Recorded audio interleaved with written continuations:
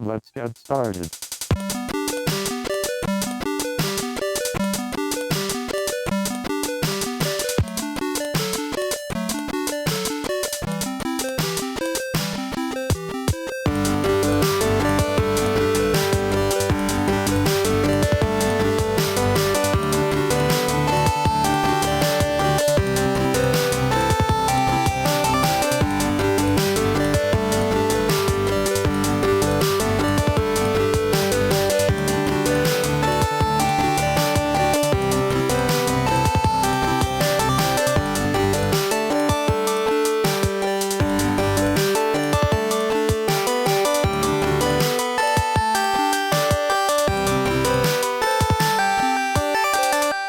All right, everybody, and welcome to the Bonus Stage Podcast. This is episode number 29, recording on Friday, April 26th, 2013. I didn't say 26th this week, Jeff. Are you proud of me? Yes. As always, I'm your host, Lloyd Hannison. And joining me, Jeff Ward. Jeff, how are you doing, my friend?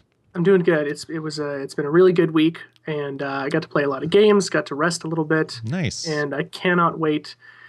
You know what? I always say I cannot wait, but it's such a... Didn't I say that the last time you gave me a hard time? Why do you say you can't hardly wait? I mean, you're going to have to wait. You can't control time. I know. It bothers me when I say it. It's just one of those like fluff things you throw out in conversation when you can't think of something real to say. Yeah, it's a filler. It's like ums and ahs and and all that other stuff. Yeah. So instead, I will say I'm excited to share these stories, and this show is going to be a good one. There's a lot of stuff to talk about this week, and it's weird because over the last couple of weeks, some stuff has come out, Nintendo Direct, and a few stories that are, we're really just kind of like, throwing around hyperbole and just kind of speculating a lot of the time.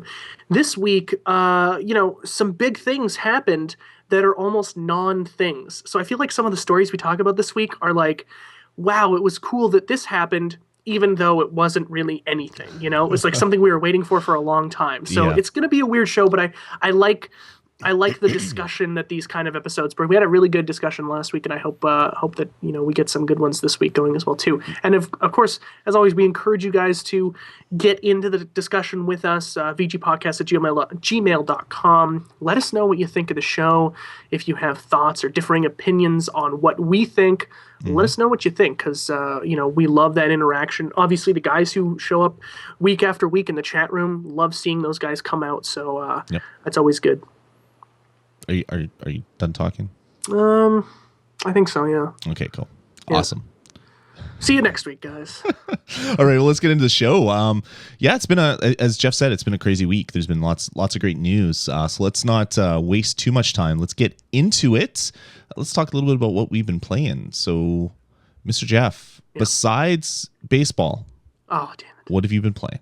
Yeah, Jake Harguth in the chat room already called it. He just put MLB in the chat room. Yeah. But yeah, I've been playing a ton of that, obviously. And wait, to be fair, and to be honest, you talking about baseball doesn't bother me at all. I give you a hard time because everybody in the chat room gives you a hard time. So it's hard not to jump on that bandwagon, I'm sure. We're gonna get like a leave Brittany alone type follower. Like, leave Jeff alone. He just loves his baseball. He loves baseball. Let him play with his balls and his wooden phallic objects. Just let him do it. That's what baseball is. So, yep.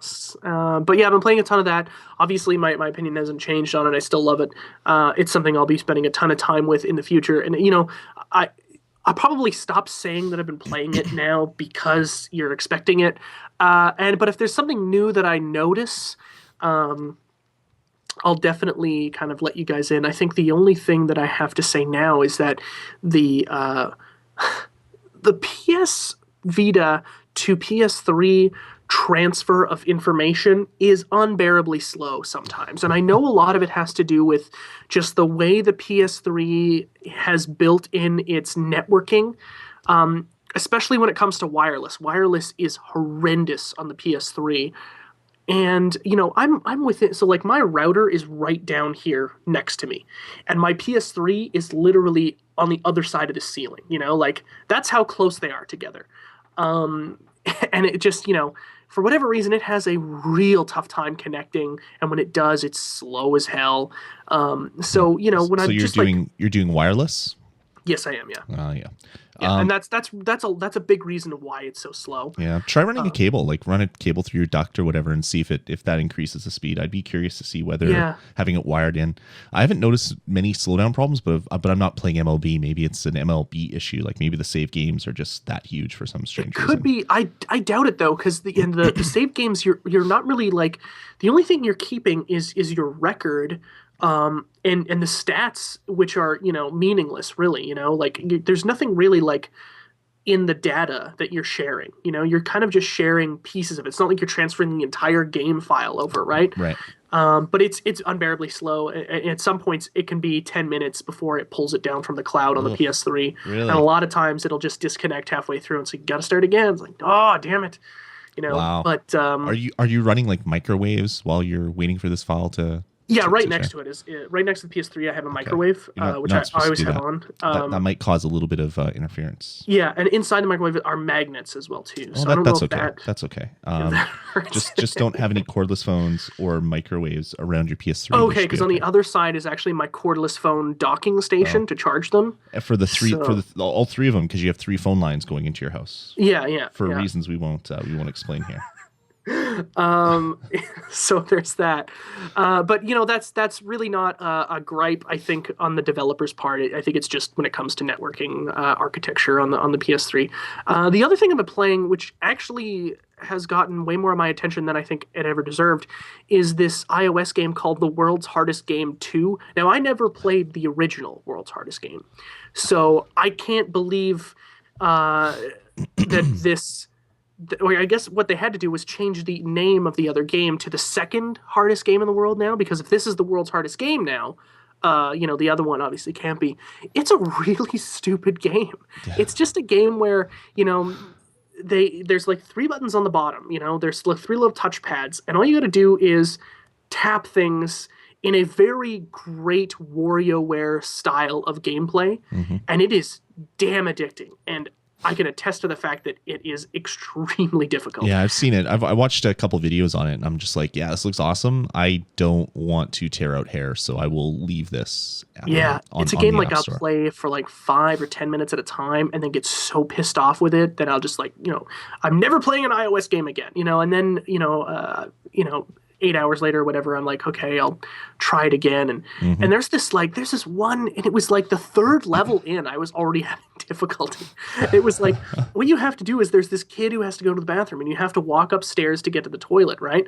And you have to count out the exact number of stairs. There's only 2 buttons for this game. So the left button will move you up a stair, and then the right button will move you up again, and you have to keep alternating until you get to the top. And it is so easy to overshoot on big staircases. Oh my God. Like, I remember playing it like 20 times in a row and losing. And I was losing on like the 3rd staircase. I was like, I can't do this. So I put it down. I come back. I try it again like a couple hours later. And I'm like halfway. I'm doing like, all of them are really good. I'm doing them quickly as well too. So I'm getting that perfect. And then I get to the end, and the grade was like, you got a D. And I'm like, are you fucking kidding me? Like, what do you have to do for this game to recognize that you're not, You have to not suck, Jeff, is what you have to do. Man. Was, I ended up actually finally beating it, and I'm on the 2nd tier. And they give you this really interesting stat. I don't know if it's true or not. It could be BS, but I'm on the normal page of games, and then the next one is hard. And it says that only 19% of people who downloaded this app actually were good enough to unlock the hard difficulty. So I don't know if that's true. It is pretty damn hard to get through a lot of these ones on normal. I think I've done 2 of 6. So, wow. For a free game, and I love that WarioWare style of gameplay. I think it's really fantastic. And this isn't, a rip-off, really. It's a really solid, just goofy, fun, quick game that, I think the iOS platform, or the mobile platform in phones anyway, is made to do better than any other platform, is give you these little bite-sized games that you can go in, play for 2 minutes, 3 minutes, have a blast, and then leave. I love that stuff. So totally. I've been playing that, and it's for a free game, it's pretty awesome. So cool. The World's Hardest Game 2 on the iOS. Nice. Yeah. What about you? I've been playing a fair bit. The first is I was just playing while I'm actually still playing right now. Just whacking some So snakes. we just have a show to do. You don't have to pay Here, attention. just gonna I'm gonna find a snake. I got a snake to whack. Oh, there you go. Got a snake. I've been playing a lot of Simpsons Tapped Out because they have the big patch for Whacking Day, and to get all of the items that are available from killing snakes, you have to kill 12,500 snakes. That's a lot of snakes to whack since they don't appear that often. So I've been playing a lot of that just because it's one of my things that I do multiple times a day, which I've been having a lot of fun with that.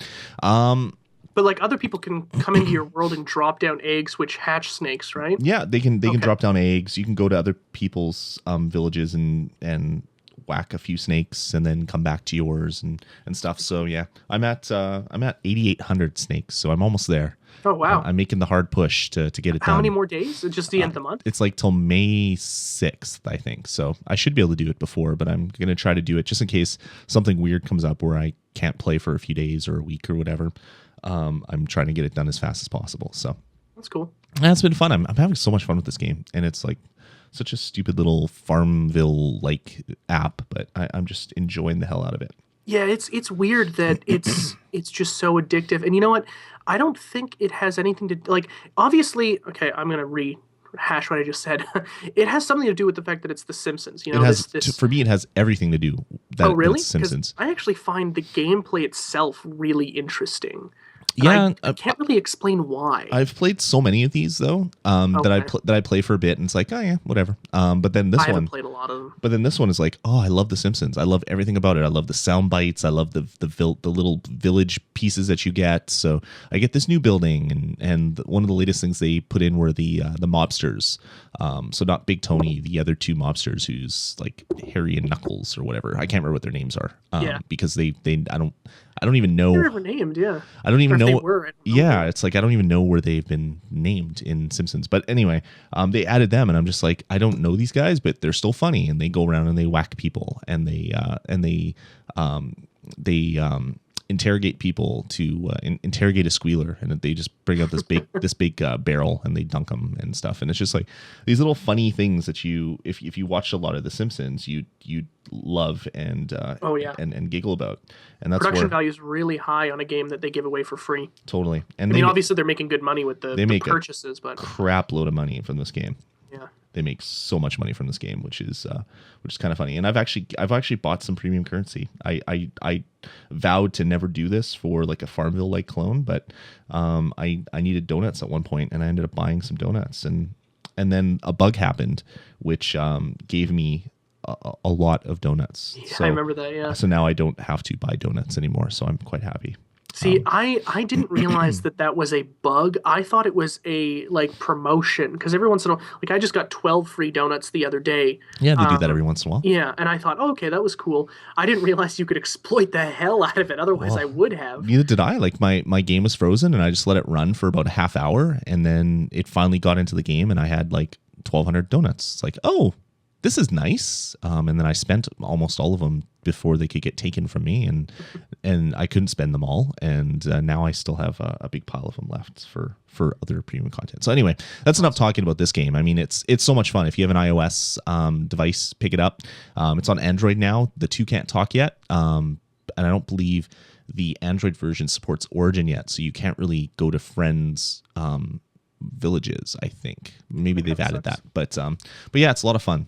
Besides Simpsons Tapped Out, Jay Cargo says they can talk. Okay, so they patched that in recently, so that's good to know. I don't have an Android device, so sorry if I mistalked there. He's actually on Android and he's playing with me. Oh, that's cool. Jay Carguth is the guy who I dropped 400 snake eggs on his village one day. Poor bastard.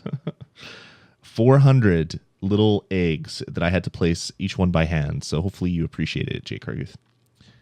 I'm sure he did when he was like snakes. 200 deep into whacking the hell out of them, and he's like, that son of a bitch.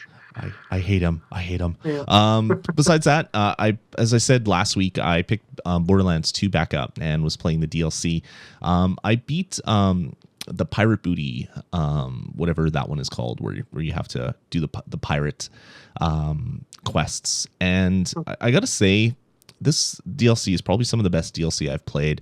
To go from start to finish, playing in that through that DLC, playing everything on True Vault Hunter mode, it took me probably about 8-9 hours to get through all the quests. And it's like, holy crap, I've bought games for $60 that don't even give me 8 or 9 hours of enjoyment. And this is like a $15 DLC that I ended up getting for $7.50. So that was really awesome. I'm playing through Torg's, Mr. Torg's Battle Arena, or whatever the hell it's called. I should really get these names down pat if I'm going to talk about them. But yeah, do you mean, like, when you say best DLC, do you mean the best you've played, or some of the best you've played across all games, or just for Borderlands? Yeah, just the fact that they give you so much to do for such a decent price. Like, it's not like it's super cheap, but it's when you get a couple hours of gameplay out of a DLC from someone else for $15, and then you get 8+ hours out of this one, especially since after you beat it, there's some level 50 quests that get unlocked that you really have to wait till you're a higher level to play. There's just so much in each of these little DLC packs. So I'm through one. I'm partway into the second one. I'm probably about 2-3 hours in and having a lot of fun with that one. So really enjoying the hell out of Borderlands again, which is kind of strange. I got newer games to play, but yet I'm playing Borderlands again. So it's cool. Yeah, that's cool. You know what? I've been going back to playing Skyrim. You know, it's those games where they're open world and there's a ton to do. It's really hard to kind of just like, I mean, I'm 125 hours in and I have a ton left to do, you know, like who has 125 hours to play a video game and try to get everything done, you know? Like, Borderlands is one of those games that's got hours of content. I wish that there was a way to see all the hours that you've played across all your different characters and stuff in Borderlands. I'm kind of curious how much time I've spent in it. I'm not crazy. You'd be, like, really sad about it. Well, there's a buddy of mine, his name's Trevor. He's hosted some podcasts with me before in the past, the iOS podcast. But he played Borderlands like every day. Like whenever I turn on my PS3, he's playing Borderlands, and I don't even want to know how much he's played. And so finally I start playing it up again. I'm like, hey man, do you want to come and play with me? He's like, yeah, I don't know. I'm kind of tired of it. I think I played it out. I've max leveled like multiple characters and I think I'm done. It's like, crap. I should have started this a few months ago. He could have power leveled me up to level 50 on some of my characters, but yeah, it's good fun. I'm playing a hell of a lot of Borderlands, so that's been a lot of fun. And also on last Sunday, I picked up Lego City Undercover, The Chase Begins on my 3DS, as I said I would, and been playing that and beat it today, actually. So I will give you guys my review in a little bit. Awesome. All right, so that's it for that. Let's get into new releases. Some interesting games. Quite a few this week. Yeah, some interesting ones, actually. Dead Island Riptide came out. So a sequel to a highly popular, big-selling game that wasn't very good. So I don't understand why it sold so much, but whatever. You know what? It wasn't a bad game. It wasn't a bad game, but it wasn't a good game either. It wasn't a great game. It was a game. I played it. Tom and I played it co-op. We beat it. The ending is horrendous, but it was fun to beat up zombies. Yeah, it's always fun to beat up zombies, but there's more enjoyable games that you could play that allow you to beat up zombies. In this way, there wasn't very many, and the game did some really interesting things. The problem with it, there's too many levels in the sewer, which was bogus. Some of the story was absolutely ridiculous. You know, the weapons would degrade too quickly, but it was an interesting new kind of game. It was riddled with bugs, though. I mean, just everywhere there were bugs. It was obscene sometimes. It's like walk over rock. Oh, I fell through the level. Oh, this is lovely. I mean, there were times when, like, those big, tall, giant zombies would knock me into a wall, and I'd get stuck in the wall. I couldn't escape, and he'd just come over and beat the hell out of me until I'm dead. This game, from what I've read, basically the same thing. A lot of people are calling it a rehash, and unfortunately one where they didn't fix any of the bugs. Anything that was a bug in the original Dead Island is here and prevalent as well too. So I will not be picking this one up based solely on that. The reviews have been pretty average for it, but it's certainly not an above average game. Quite frankly, I've got too many other good games to play before I want to get this one. But it's cross-platform PC, PS3, and Xbox 360. No Wii U release. You guys are spared from getting this game. You can play some Zombie U if you want to play some zombie hunting stuff. Yeah, maybe Zombie U has the embargo on zombie, cricket bat beat 'em ups or something on the Wii U. That could definitely be. You never know. Yeah.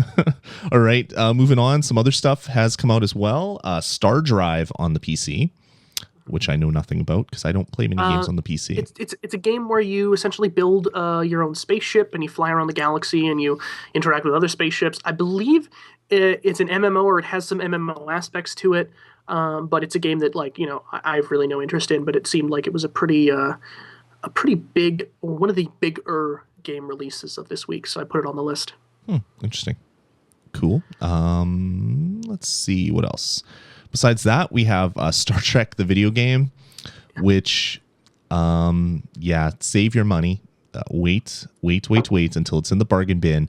I've been reading a lot about it because I followed this a couple years ago when it was first announced, and it was like it's co-op, and I could be Spock and you could be Kirk, and we could go and do different things, and what I do interacts with what you're doing, and we meet up and we do stuff together. And I'm like, holy crap, this looks like it's the best thing ever. And then it just didn't actually make it out for multiple years, and then they stopped showing it, and then next thing you know, right before the second movie comes out, they drop this game, because this game takes place between the first of the rebooted Star Trek movie and the new one that's about to hit theaters. And it's like, okay, it's not good, like to the point where it looks like it's a game that was made 5 years ago when you look at the graphics. Like, it just not good. Save your money. If you're a big Trekker and you love and you love everything to do with Star Trek, the story apparently is really interesting. But the way that it tells you the story, to the point where, like, current games, when there's dialogue, not only does the dialogue sound good, which this one apparently it sounds like the people are bored out of their minds, like they phoned in all of the dialogue. But they're really tired from having to shoot, for 65, 70 days on an Abrams film, and then let's get you in the studio and re-record the same dialogue. Sure, Kirk. Let's go look over there and hunt some things. It's highly illogical. But yeah, like, not only is the dialogue apparently flat and boring, but the character models, they don't actually animate to the voice, so there's no lip sync. It's all like kind of animations. It's like, really?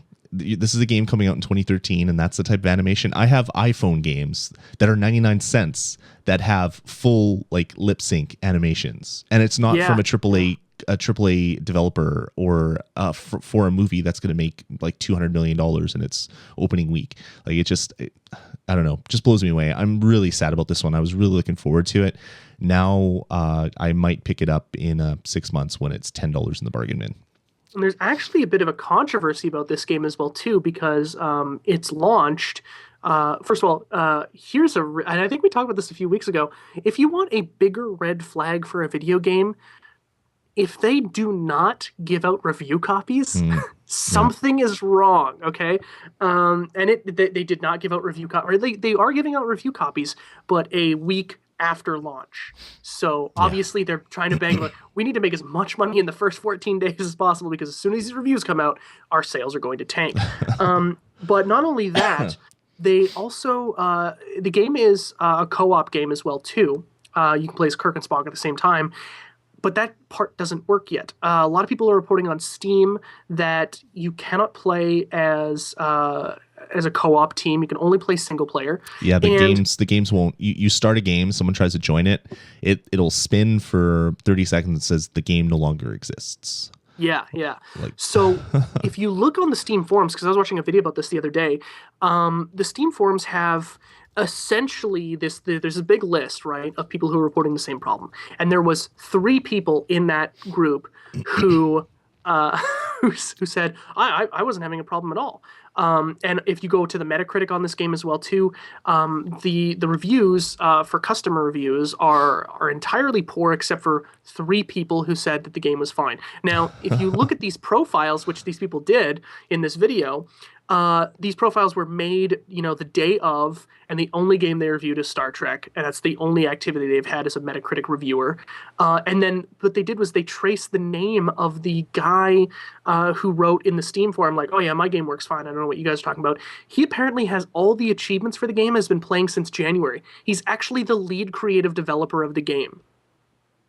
It's ridiculous. Like, they got some of their staff to write Metacritic reviews saying, "No, the game is fine. I don't know what's going on." So there's a pretty big controversy right now. When people do that, that comes out really quick, and people find out about it, and it's never a good thing. Like, why would you go do that? Anyway, yeah, stay away, or at least wait until maybe patches come out or something. But if you look at any of the screens, it looks like Spock has like some sort of crazy like skin condition, eczema, like face rot going on. Like, it's just like, really? This is coming from a AAA, like it's a AAA title, and it looks this bad in 2013. Like, I don't know. It's really, really bizarre. Well, it was supposed to come out last year. I know. And they delayed it. Totally. Just so in that time, would they just like turn off the lights in the studio and say, okay, we'll just like, that's like a lot of times when that happens, if you're a strong developer, you use that time to refine the game. You know, you find, hey, this doesn't work. Let's fix it. You know, this is Ubisoft, right? It's an Ubisoft game, I believe. I actually don't know. Let me check. Oh no, it's being published by Namco. Oh yeah, that's right. It is a Namco Bandai. Wow. Yeah. Yeah, stay away. Anyway, so yeah, that's Star Trek the video game. There's some major problems. Definitely do your reading and research before picking that one up. It's pretty sad. Next up is Dragon's Dogma Dark Arisen. This is kind of the sequel / DLC to Dragon's Dogma. It's a $40 kind of expansion pack. Like, if you remember gaming of old, you'd buy a game and then you'd buy an expansion pack, which would be like up half to 2/3 of what the original game costs. And that's what this one is. Dragon's Dogma is, of course, the Capcom RPG that has some cult following. I've never played it. I've watched some videos on it and stuff, and it looks really interesting. But yeah, this one is the kind of sequel / DLC / expansion, and it's $40. So pick it up. If you haven't already picked up the original, that one I believe is available for $40 in stores as well. Or I believe there's even a deluxe pack for $60, I believe, that has the original game and the expansion all as part of one bundle. So if you're into... By the way, sorry, I didn't mean to cut you off there. I thought you were done. No, go ahead. Okay. The Star Trek game is made by Digital Extremes, and it's co-published by Namco Bandai. So yeah, so that's the publisher. Yeah. Yeah. Awesome. So that's Dragon's Dogma. That's available now this week as well. Next up is Monaco. What's yours is mine. This is available on PC, Mac, and Xbox Live Arcade. It's not on the notes, but it is available for Xbox as well. And, okay, cool. And this is a kind of a retro-looking game. I've heard some people describe it as kind of like an Atari 2600 game that has been like kept the same aesthetic but brought to like current gen with lighting effects and things like that. And it's a up to four player co-op game. You can play single player, but it is a heist game. You are trying to break into a building and steal stuff and get out without being found and without being killed. So it's getting some rave reviews all around the internet. A lot of people are loving it. I haven't tried it myself. It's right up there with some other games that I want to pick up as digital downloads. So I might have to pick this one up as well, although it's not available on the PlayStation 3. So I don't know if I'll be picking this one up right away, but we'll see. Some other DLC that Jeff put in the show notes: Fire Emblem Awakening, the Radiant Hero DLC. Every week, Apple. Wow. Every week, Nintendo is releasing DLC, which usually involves a $3 or $4 level or some DLC pack. So if you want a game that has been supported a hell of a lot after release, this is the one to pick up. Cal's Knight in the chat room is saying that Monaco is not available on Xbox Live Arcade. I thought it was. I guess not. Well, that's Tom. Tom is here. Hey Tom, I thought it came out. Maybe I'm wrong. Maybe it'll be coming out next week or something. I guess maybe it launched on Steam first. Anyway, back to Fire Emblem. Lloyd, you're the host of a game show. You should know all the facts. Yes, because I don't have a life that involves me working a full-time job. That isn't this, so I'm What are I'm you sorry. trying to say about me? So yeah, that's Fire Emblem. Lots of DLC available, and if you want to see a game that's heavily supported post launch, that is the one to check out. The game wasn't long enough and deep enough already. Yeah. They're giving you a ton more stuff to do, which is amazing. Yes, exactly. It's I've never actually heard anyone say anything bad about that game. Other than, if you're already not a fan of that genre, obviously you're not going to like this, but it's done a really good job of pulling people in. Probably one of the best games on the 3DS, which now has a ton of great games. So I like to see them support. When it comes to mobile games or handheld games, the product of DLC is kind of weird, but it's nice to see when it comes in little packages and stuff. It's because everything's connected to the internet now. Why not have DLC, right? For the 3DS or for the PS Vita games. It's cool that that things are coming out like that, because it just shows that the industry is moving forward, and it doesn't have to be on a console for there to be support. Which up until recently was pretty much the case. Yeah, exactly. I looked into Monaco a little bit because I had sworn that today was the release date. It looks like it was originally supposed to come out on the 22nd. That didn't happen. And then it was supposed to release today, but it appears to not actually be up on Xbox Live Arcade today, which is really bizarre because it's part of their Xbox Live's like play to earn program. And like they've been promoting the hell out of this. And it's not out, which is really, really bizarre. So hopefully that'll come out soon, because I still want to pick it up. I might actually pick it up and play it on my Xbox, but it's not out yet. That's really, really bizarre. Damn you, Microsoft. Holding the game back. Holding the game back. All right, next up, Assassin's Creed, the Redemption DLC came out this week as well. So go check it out. I haven't picked up any of the AC3 DLC, and I don't think I will. I played the game, enjoyed it, but... You have it for the Wii U, right? That's right. Have they been getting DLC? I don't even know. I don't care at all about the DLC for the game, so I don't even know if it came out. I don't. You really love that game. I'm surprised you don't care about the DLC. Yeah, I enjoyed. I think what it is I know that there's going to be another Assassin's Creed out this holiday, and there's going to be another one out next holiday, and probably the holiday after that there's going to be another one. I don't really need the DLC to play my Assassin's Creed because I guess not. It just keeps coming out. So I it's not something that has ever interested me at all. To be honest, especially if all the stuff you have played, like the way I look at the DLC is that it is supplementary to the full release of the game, right? I mean, I think that developers understand and realize that not everybody has access to the internet, so that anything we put into the game should be the definitive canon version of everything, obviously, and that it should be the most important version of that story. And then the other stuff will add to that experience, but it's not necessary. So yeah, you're right. If you got a game coming out every year, is it really necessary to have all that other stuff? Just skip ahead to the next one. You're not gonna, be worse for wear. Yeah, exactly. Let me see.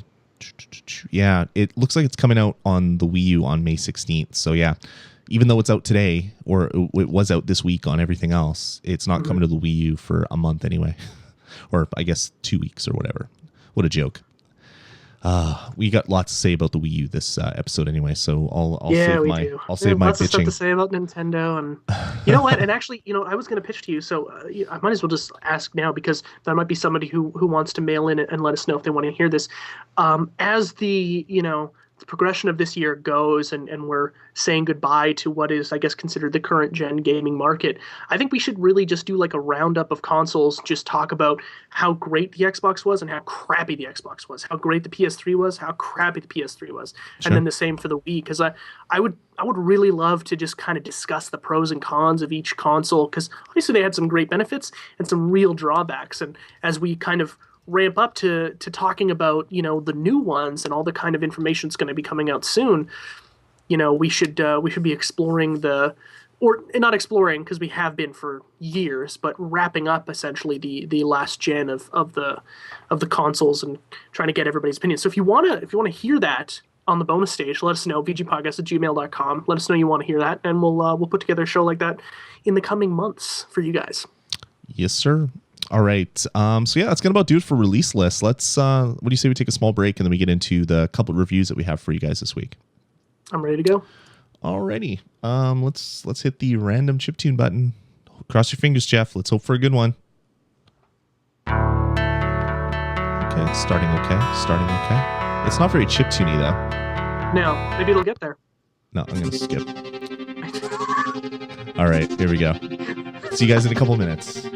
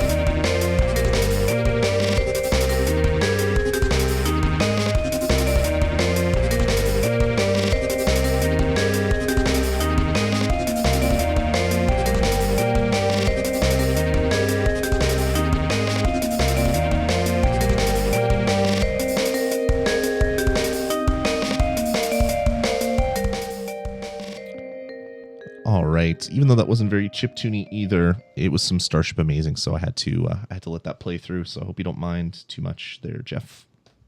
I never mind when it comes to.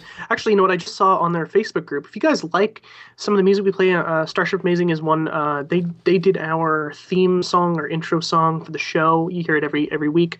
They just kind of finished conceptualizing their new album, so they're going to go through mixing and mastering now. So we should be hearing some new music from them really shortly, which I am very excited about because it's been a while since their last album, and this is a full length as well too. So I can't wait to buy that and to listen to it. So maybe we'll sample it when it's released. We'll play some of the tracks on that definitely. episode.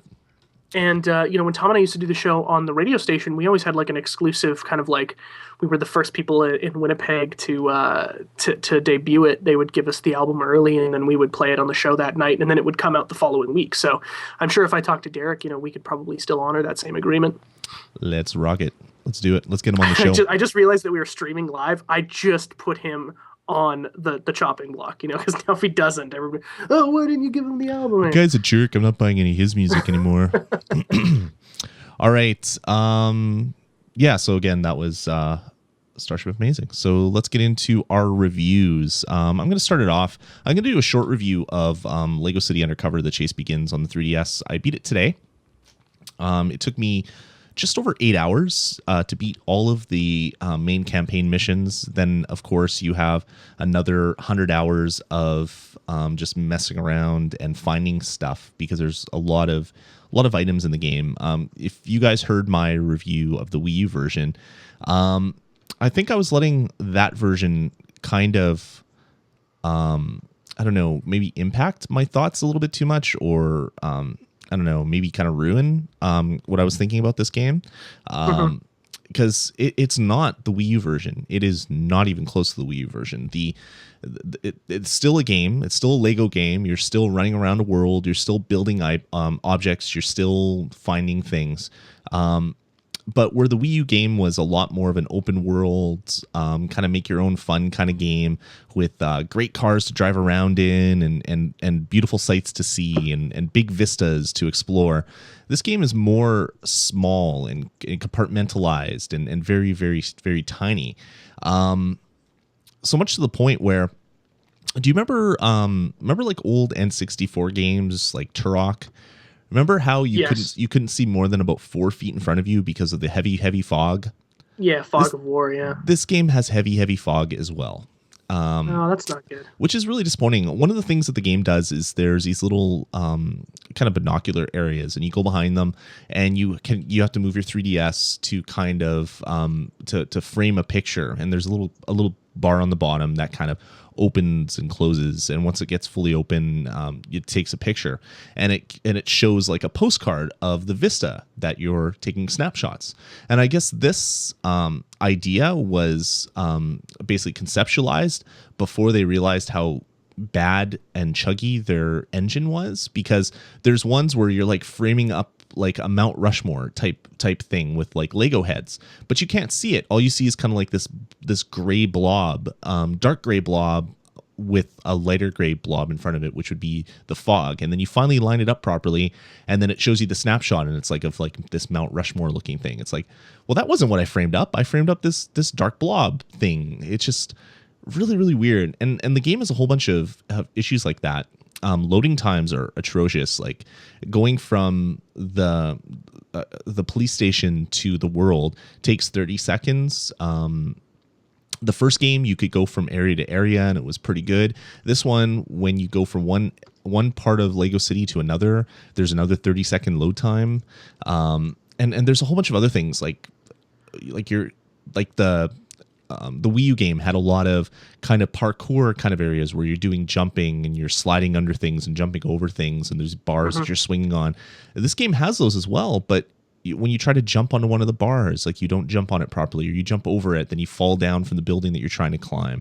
So I was like, oh, this isn't as good as the Wii U version. This wasn't good as the Wii U version. Then I thought, you know what? That's not fair. This is a $30 portable title. Maybe I should stop thinking about the Wii U version and kind of look at it as just a game. So if this is the first one to come out, how do I like it?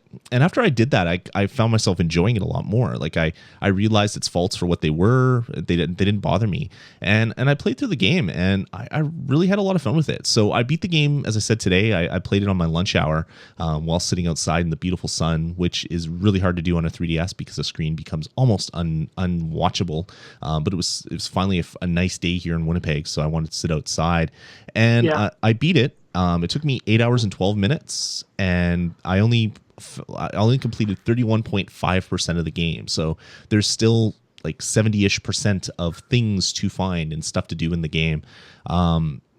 For $30, that is a pretty damn good value that I got 8 hours out of it. The game itself is not that bad. It's dumbed down a lot of things, like battles are just a matter of standing there and hitting X whenever an X appears above people's heads. You can really tell that it's been dumbed down for the younger audience that usually are kind of the target demographic for Lego games. Yeah. But yeah, there's other things in the game. There's driving. The driving is kind of meh. It's not so good, but it's there. There's races, which are also kind of weird. Like I unlocked a race and went and started it up. And then the next thing you know, I'm in the race, and then I'm following behind the guy that I'm racing. We're on a straightaway and he's pulling away from me.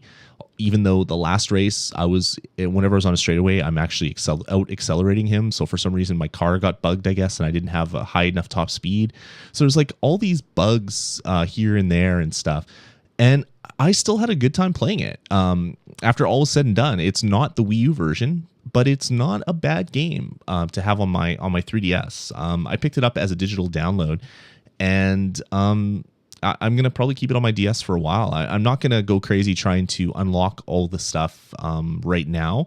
I'm going to give it a bit of a break and come back to it. But load times aside, weird graphical issues, stuff that isn't as good as the Big Brother on the Wii U, I still enjoyed it. Still found myself liking it enough to recommend it to people who are looking for a decent Lego game to go on their 3DS. So I guess it's hard not to try and judge it based on how good the Wii U version was.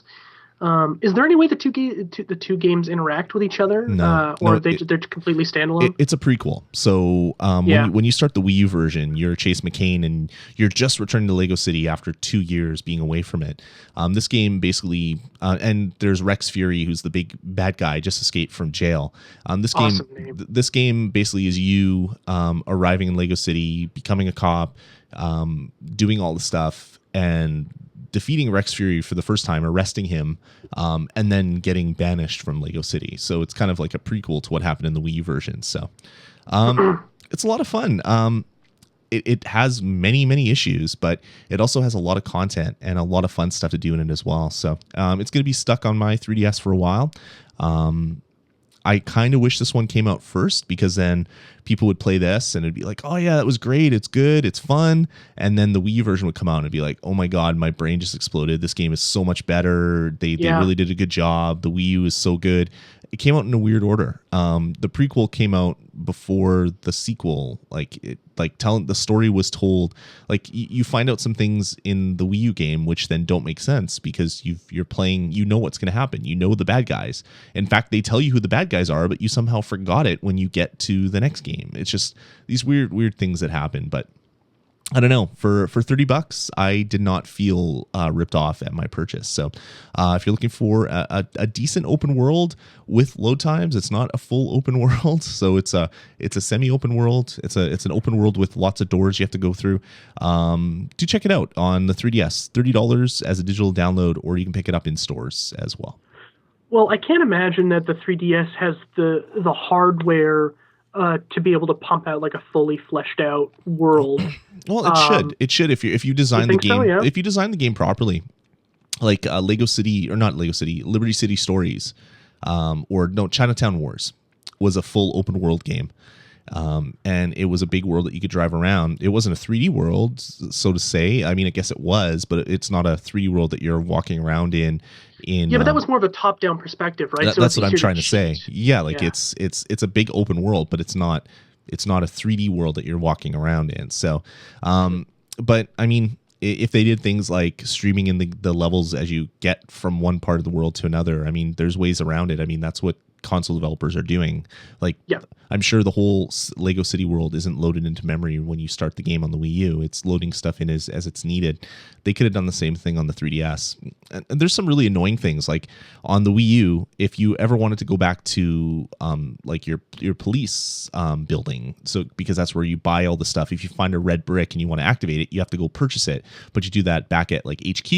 You could just hit start and say return to HQ, and it would load, and you're in the HQ. In this one, there's no way to do that, at least not that I found. You actually have to find a helipad, or you have to sit through multiple excruciating load screens as you drive across the world to get back to Lego HQ. So you could buy the red brick that you just got and then activate it. So I don't know. There's many problems, but I still found myself enjoying it. So that's good. That's good. Yeah, I dig it. Is the gameplay still really the same? Like you just hijack cars and all that kind of stuff, drive around the city? Yeah, this one is more guided, where it's like, go to this area, stand on this area. It tells you to do something. You go do it. It gives you another glowing area to stand on. You stand on that area. It congratulates you and then tells you something else to do. You go stand on that area.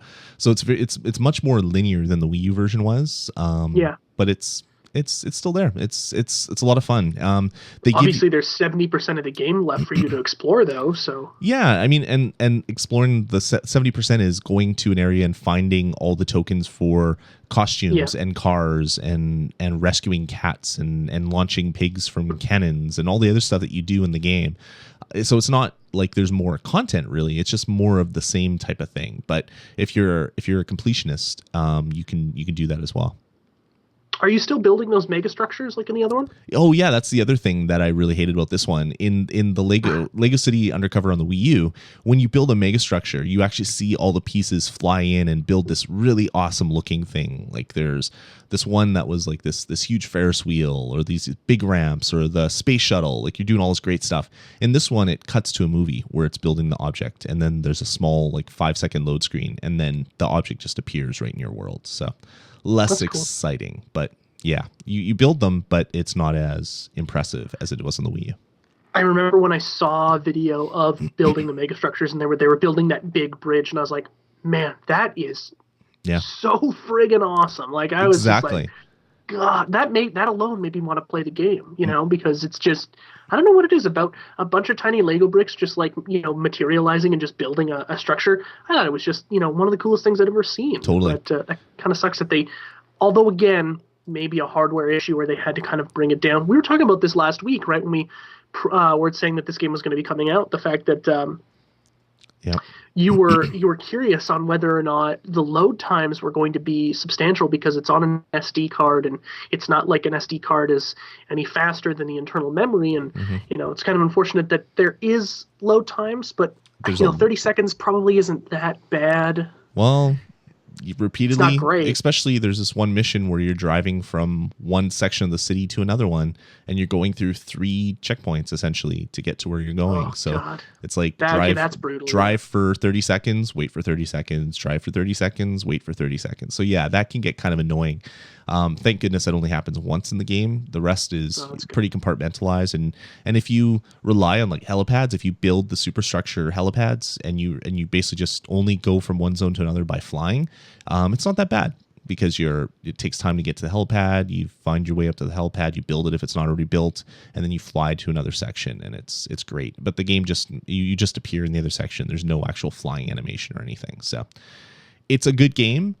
When you think about how good the Wii U version was, you can't help but be a little bit disappointed. But when you look at it as just its own game, I don't know. I dug it. I really kind of dig it. It's good. It's good. I don't know if I'll pick it up now, though. Mm-hmm. Like, I feel like it sounds like a really fun game, but I think what I want to play more is just Lego City. What? It's not Underworld. Jesus. Undercover.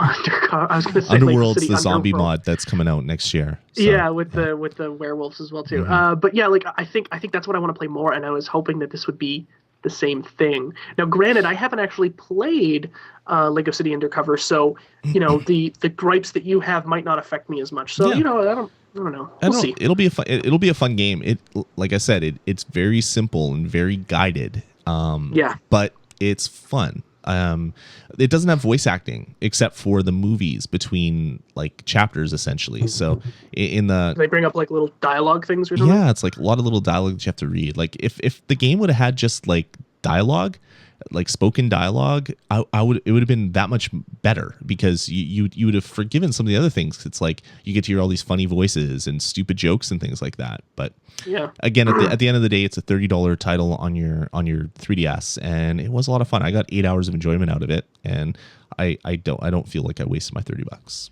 You'll probably end up getting more too. I know you like to collect things and stuff, so you'll I'm sure. go back into the world. Yeah, like I read some posts of people that completed it 100%, and it took them 40 hours to do. So wow. I mean, that's a lot of time. Pretty big. Yeah, a lot of time. Cool. All right. So I know I've been saying this for a few weeks that I'm going to be reviewing Tomb Raider. So this is the day I'm going to do it. Finished the game only a few days ago, so it's still fresh in my mind. And without making this too long, because Lloyd has already reviewed it, I'll just say a few things that kind of really stuck out to me. First, the story is ridiculous. It really borders on making no sense, and then you get to a few points in the story where they try to explain a lot to you in a very short period of time. And they're like, hey, listen, we know that there's been a lot of weird stuff going on, and we have to take this opportunity to explain it to you. And then you're like, okay, I can kind of buy it. And then you go through a series of extraordinary events again, and then you're like, this makes no sense. And then they pull you back, and then they explain it, and you're like, okay, fine, whatever, game, shut up. The game is kind of revolves around a supernatural aspect, which I don't mind. Quite frankly, I think might be one of the only ways to do a story like this. It works well for Uncharted in most circumstances. I don't feel like it hurts the game here, but it's certainly not handled as well as it could be. Mm-hmm. The crashing on the island, is really jarring. This game, for no other reason, you should play it because of the unbelievable set pieces in the game. Some of the most exciting pieces of action, not shooting, not, the platforming's great, but, the sequences where you're being chased down a hill by a plane, stuff like that is just like, oh my God, I can't believe I'm playing this. And there were instances where I died on purpose because I wanted to do it again. I was like, that was so freaking cool. I'm just going to jump off of this cliff, kill myself, and then go and do it again because that was so much fun. And those sequences, there are so many in this game, which I love, by the way. I mean, anytime you walk over a bridge, I'm like, all right, how is it going to blow up and send me down into a chasm, and I'm going to swing on a rope and then, attach my ice pick into a wall and, climb up a cliff. It happens a ton, and it's a ton of fun to play. And it provides for some of the most exciting video game moments I've had ever, really, quite frankly. When you get more and more items to help you traverse the environment, there's a couple of really fantastic scenes where you're using that rope pull thing and you're being essentially, I don't want to give anything away, but you're being pulled away from something that's happening, and it's really, really intense. And there's just some great sequences in this game. The game falls short, however, in a few places, which I couldn't overlook. The characters are horrendous. I didn't like anybody except for Roth. All the other characters are terrible. They're annoying. They're very stupid. Their dialogue is terrible. Yeah. They don't seem like real people. The old Glasgow guy, the cook or whatever, that guy was kind of cool, but he's in it for 2 scenes. Yeah. And I was like, oh man, that guy was kind of cool because he was just an old grumpy bastard. He reminds me of what I'm going to be when I grow up. So I really liked that character, but he wasn't in it very much. And Roth is awesome. Fantastic character. Yeah, you have what was the name of the girl, the really annoying, always mad at you and making... Oh, Reyes. Oh, she's so annoying. She's the worst. It's the worst. Well, yeah, we're not going to wait for you, It's like, I just saved your ass by killing these 1,000 people that were coming with guns to kill you. But yeah, sure, don't wait for me. Just go do your own thing. You save them all the time. Yeah. And it's just, the other guy, the big kind of Samoan guy, he's pretty interesting, but he's just way too timid for me to actually like him as a character, I like that. I like that archetype, that kind of gentle giant kind of thing. But yeah, me too. But yeah, you're right. The characters weren't the best, but I mean, the character in this game, to me, the biggest character in this game was the world that you're exploring. Like, it's just so True. lush and beautiful.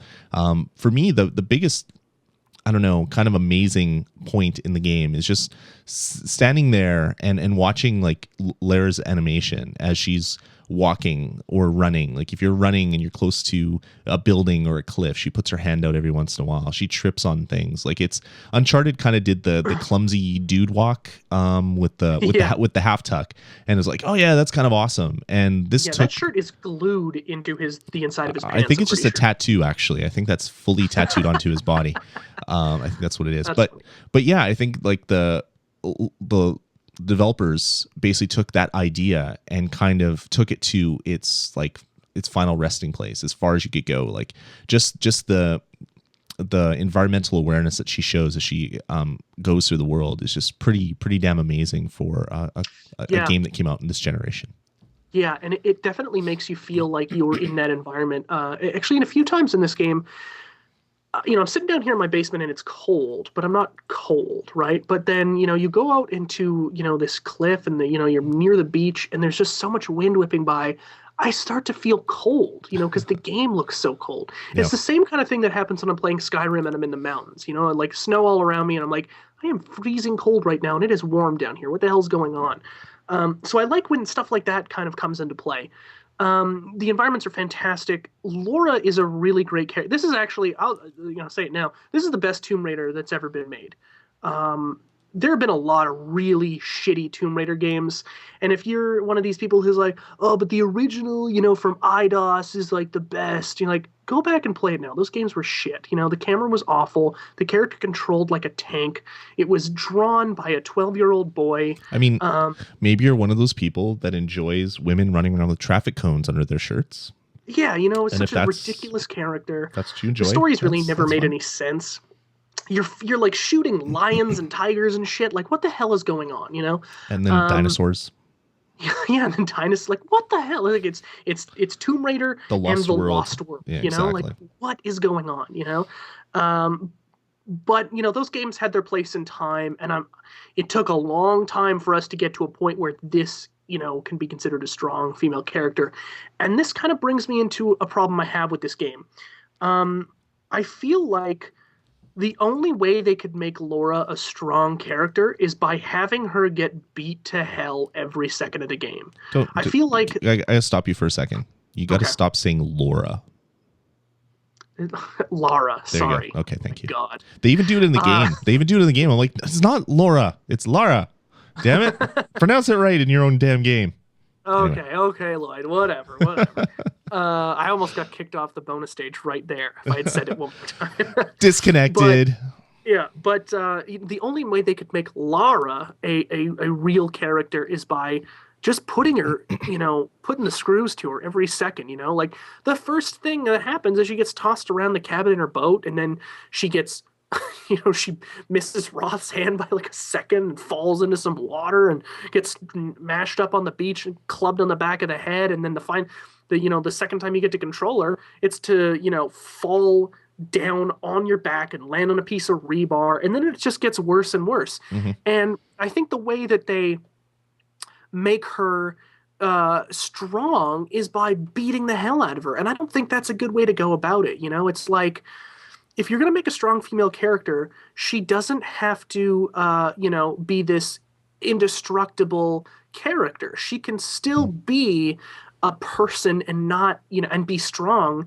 And it doesn't have to just be about, okay, I killed a ton of people and I got the crap beaten out of me. I'm strong, right? That doesn't make any sense to me. Yeah, no, I see what you're saying. I don't honestly don't know if that's what the developers were trying to get at. I think they were more trying to basically show how she changed as a human being. She was just like you and me. Well, obviously not, because we're guys and she's a girl, but she's just like any old regular girl who was put in an extraordinary crisis and an extraordinary time of like personal danger that she had to then either like stop what she's doing and die, or do whatever the hell she can to survive. And that's what changed her.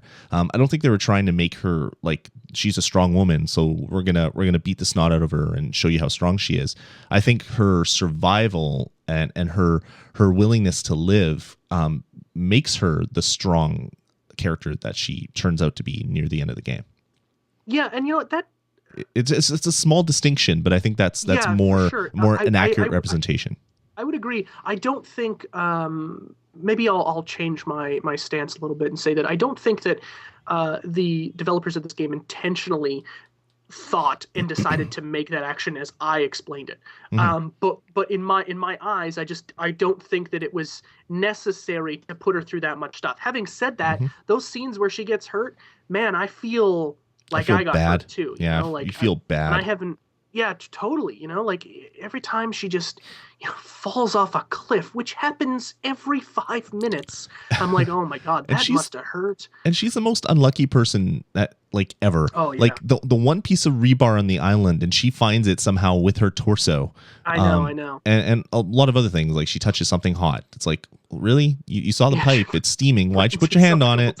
It's like, burns herself a couple times. Yeah. And, you know, it's she goes through a ton, and I think it's interesting from a character study standpoint just to, you know, to see how far she's willing to go. Granted, you're in control, so it's how far you're willing to go, and if you bought the game, why wouldn't you finish it? Kind of a weird argument, but the other thing that I didn't like about her character, and I don't think that this was intentional, I think it just kind of happened by accident, is there's still a little bit of sexualization with her character. A lot of times the camera will go low, like right behind her ass, or like show you a shot like right down her shirt.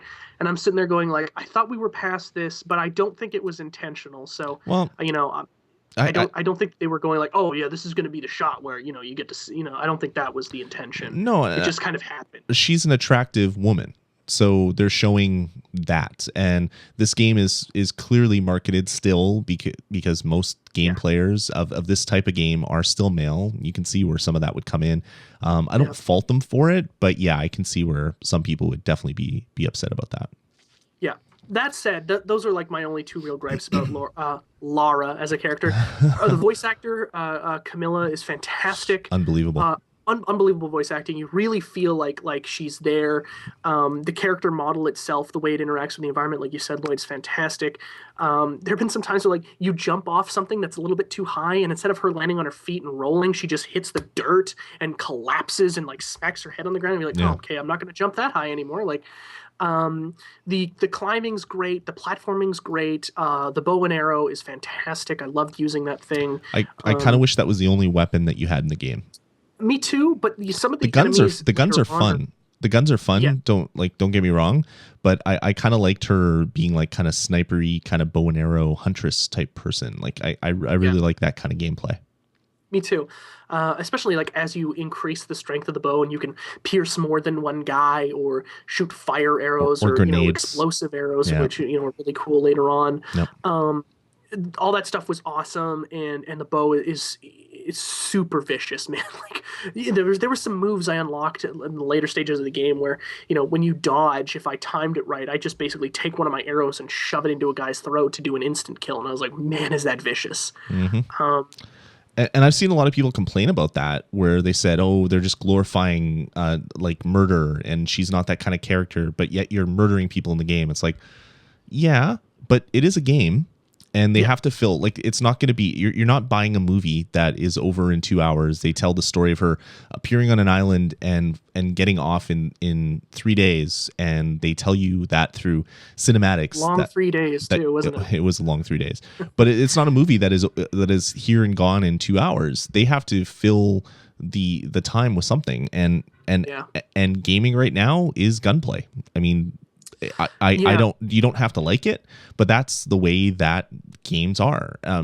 I hope that in the future there'll be games without guns that maybe are just as enjoyable as this one. But as it is right now, I mean, it appeals to us. I mean, we were basically brought up that way to hunt, and this is just a hunting simulator with a different skin on it, really. And I understand why they have to put it in that, because they want to sell copies, and those are the types of games that sell. I really hope that Quantic Dreams will change that in the future, and maybe some games that don't have guns in it will come with a really great story, so we'll have the best of both worlds. Yeah, and we had this discussion when we were talking about BioShock Infinite, and I had the same discussion with the Nothing Matters. By the way, if you guys don't know, I did a spoiler cast of BioShock Infinite with the Nothing Matters podcast guys. I'll try to put it in the show notes or something, so if you haven't heard it, you can go there. Be warned, though, it's a spoiler cast, so we talk about everything. But one of the things was, is the game too violent? And while I don't disagree with that statement that violence is a big part of video games, I come up with the question that I can't answer, and not a lot of people can. I think someone much smarter than me in the gaming industry is going to have to trailblaze. But if not shooting, what do you do? Mm-hmm. Like, what the hell are you supposed to do, right? Like, if it's a game where you are on the offensive or the defensive, whatever it is, what the hell else are you supposed to do other than shoot guys? So it's a tough question to ask. And in this game, I don't think that that it was too big of a deal. There's some extremely vicious things going on in this game, but the guys who are trying to kill you are trying to kill you, and they are they're not soft about it. They do some pretty vicious things to you as well too. So, in that regard, in some tit for tat kind of thing, it is an absolutely down the line kind of thing where they're doing it to me, I'm going to do it to them. So that kind of a non-issue for me. I'm not a big I'm not squeamish when it comes to violence in games or movies or anything like that. So It wasn't a problem, but it is a problem for a lot of people. The last few things I wanted to talk about on this game. First of all, game looks gorgeous, absolutely gorgeous. Like we said, great setting. The wind effects look fantastic. Everything looks really, really fantastic. Great detail and everything, which is really nice. And the cutscenes are really fantastic as well too. When it comes to this being a origin story, obviously there's some things in Tomb Raider kind of folklore that need to be addressed, and I think the big thing in this game is the guns. How does she get the guns? I won't spoil it for anybody, but for me, even though it was cheesy as hell, I don't know why, but I bid on it, and I was like, I think this is kind of badass. And there's a sequence when you finally get them that is stupid to a degree I can't even possibly explain, but I liked it. It's fan service it's totally fan service. Which I dug as well. Man, it was kind of cool, and I was like, that was awesome, but it was so dumb. And the game wraps up actually pretty well as well too. I think one of the cool things is that, like you said last week, they do let you know when you're about to cross the point of no return, but also at the end of the game, you can hit the continue and you just go back and do whatever you want, which is cool as well. Yep. Even though this game is called Tomb Raider, don't raid any tombs because they suck. They're terrible. Like we said before, you can raid the tombs. You just don't keep any of the stuff you find. You find these big boxes of gold, and all you take is a little map. That's all you do. Yeah, or some salvage to make your junk weapons better. Like, what the hell is going on? Yeah, I would rather have golden weapons. Thank you very much. I'd take all the gold and make your own golden weapons. Fire golden arrows at people. Yeah. How mad would they be dying from $300 arrows being shot through them? Exactly. There was one tomb that just pissed me off to no extent. What the hell was it? After you get the fire arrows and after you went through the geothermal caves, there's a tomb that has some geothermal gas inside, some natural gas. You blow it up. You light some some dangling kind of like fire pedestal things, some lanterns on fire, and you have to use your arrow and pull it so that it swings back and forth so you can see where you're supposed to go. For the life of me, I could not get up to this damn plateau that I was supposed to be able to get to. I was either glitching out or something. I think it's impossible. I really do think it's impossible. It was driving me bonkers, and I was so pissed. I was like, screw these tombs. I don't care anymore. There's nothing of value in them anyway. I don't care about getting some achievement where it's like, you went to all the tombs and got all the... Oh, really? You didn't beat it? I didn't. I gave up. Oh, wow. I gave up on... I know which one you're talking about, and it took some time. You basically have to stand in the right, specific space to pull the stuff around for it to work. It took me a while, but when you finally get it, when I finally got it, it was like, okay, fine.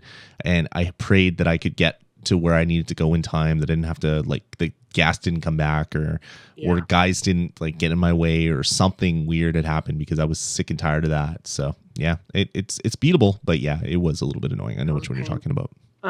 Corky Dog in the chat room was saying that what he really enjoyed about the original Tomb Raider games was the puzzle elements. And they actually do a really good job of introducing a lot of those elements here. Most of it has to do with swinging platforms and timing your jumps appropriately and swinging big, heavy objects into really crappy made doors. But they're still fun and they're interesting, and there's a lot of platforming puzzles. Some of them are really damn annoying. There's this one room that you're in that has these shutters with wind coming through it, and there's a big pedestal, and you crank a thing and it raises up a thing, and then it blows in the wind and it smacks you up against the wall if you're on top of it, but you have to get up somewhere else, and it's like, what the hell? I couldn't figure out where to go. Well, I just didn't see the flashing or the white part on a wall that I could jump to, and it's like, oh, so I get slammed on the back wall. I'm actually supposed to jump to the side wall and then climb through a window. Okay. And once you figure it out, you're like, okay, I'm an idiot. Why did I spend 15 minutes going through this? But other than that one, all the puzzles were they're not simple, but they were fun. They were enjoyable to get through. Yeah. They had a little bit of challenge at the beginning when you're just like you're looking around a room, and it's funny because most of the time when there's a puzzle involved, it's you've either just killed an extremely large group of enemies and you're running away, or you're running after someone, and then you're slowed down. And you're looking around a room like, all right, so I'm gonna swing this thing, and then I've gotta pull this bell, and it's gonna hit a wall, and then I'm gonna be able to like the other guy just went through the door and locked it on you because he's an asshole. It's like now I've slowed all my progress down to nothing. It's still a really fun game. I really enjoyed it. I think you guys should pick it up. I can't wait for the next one in this series because I think these guys are going in a real interesting direction. Crystal Dynamics did a fantastic job with this game, and I can't wait for whatever comes next in the Lara Croft there we go. Sequels, because it was really fun. I had a ton of fun playing this game. Awesome. So thumbs up from Jeff. Yeah. I expected something different from you, Jeff. I didn't think you'd like it as much as you did, so I'm glad to hear that you did. I did have a lot of problems with it, but the game was so much fun, and quite frankly, I'm going to play it again just to go through those awesome set pieces. That sequence where the plane crashes and you're sliding down a hill and it's chasing after you is probably one of the most exciting things I've ever played in a video game. Did you ever get that one death where you basically get a metal bar going through your neck that basically just destroys you? Like, there's a lot of things like that where it's just like, holy crap. You're going down the waterfall, right? Yeah. Which is also an awesome sequence. Like you're sliding down a rope. I know. And then you're like, I got to get down off this mountain to get to my friends at the beach. And you end up riding a waterfall down the mountain. And when she gets to the bottom, she's like, I'm pretty sure no one else got down this way. And I was like, that's really hilarious. Like, she just almost died several times. I'm sure she's in extraordinary pain, and she makes a little joke. Like, that's funny. I like that. Yeah. No, I agree with you. I really, really dug the game. High up there on my list for Game of the Year already. Definitely. Oh, for sure. Yeah. It'll be on my list for sure as well. Cool. All right. Well, there you guys go. A couple reviews for you. Let's take another small break, and then we'll get into the news of the week. So we'll be back in a couple minutes. We're going to try random stuff again. Let's hope it works. Here we go. Cross your fingers. That's not random. That's like the next track in the list. What the hell? Yeah, this is also Starship Amazing. Good song, too. All right. I've changed it. Back in a couple minutes, guys. You are Mr. Naughty. You are Mr. Naughty. You are Mr. Naughty.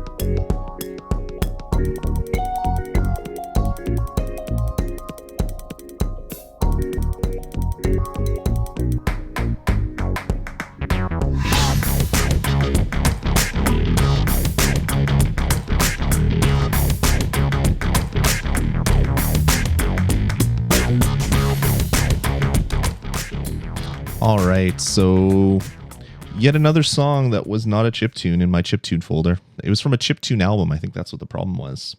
I didn't like that one. I thought I liked it. I thought it was pretty funky. That was You Were Just an Animal by Jon Turpin. So, interesting little track. Alrighty, where are we? Let's get into the news of the week. You ready to sling some hate? You know what? I don't really have much. Well, there's some hate to sling. First up, the Wii U system update came out yesterday and is available for you to download and install, and it increases the load time of your Wii U, going back and forth from game to menu and vice versa. Adds some other functionality like the ability to do background downloads and installs.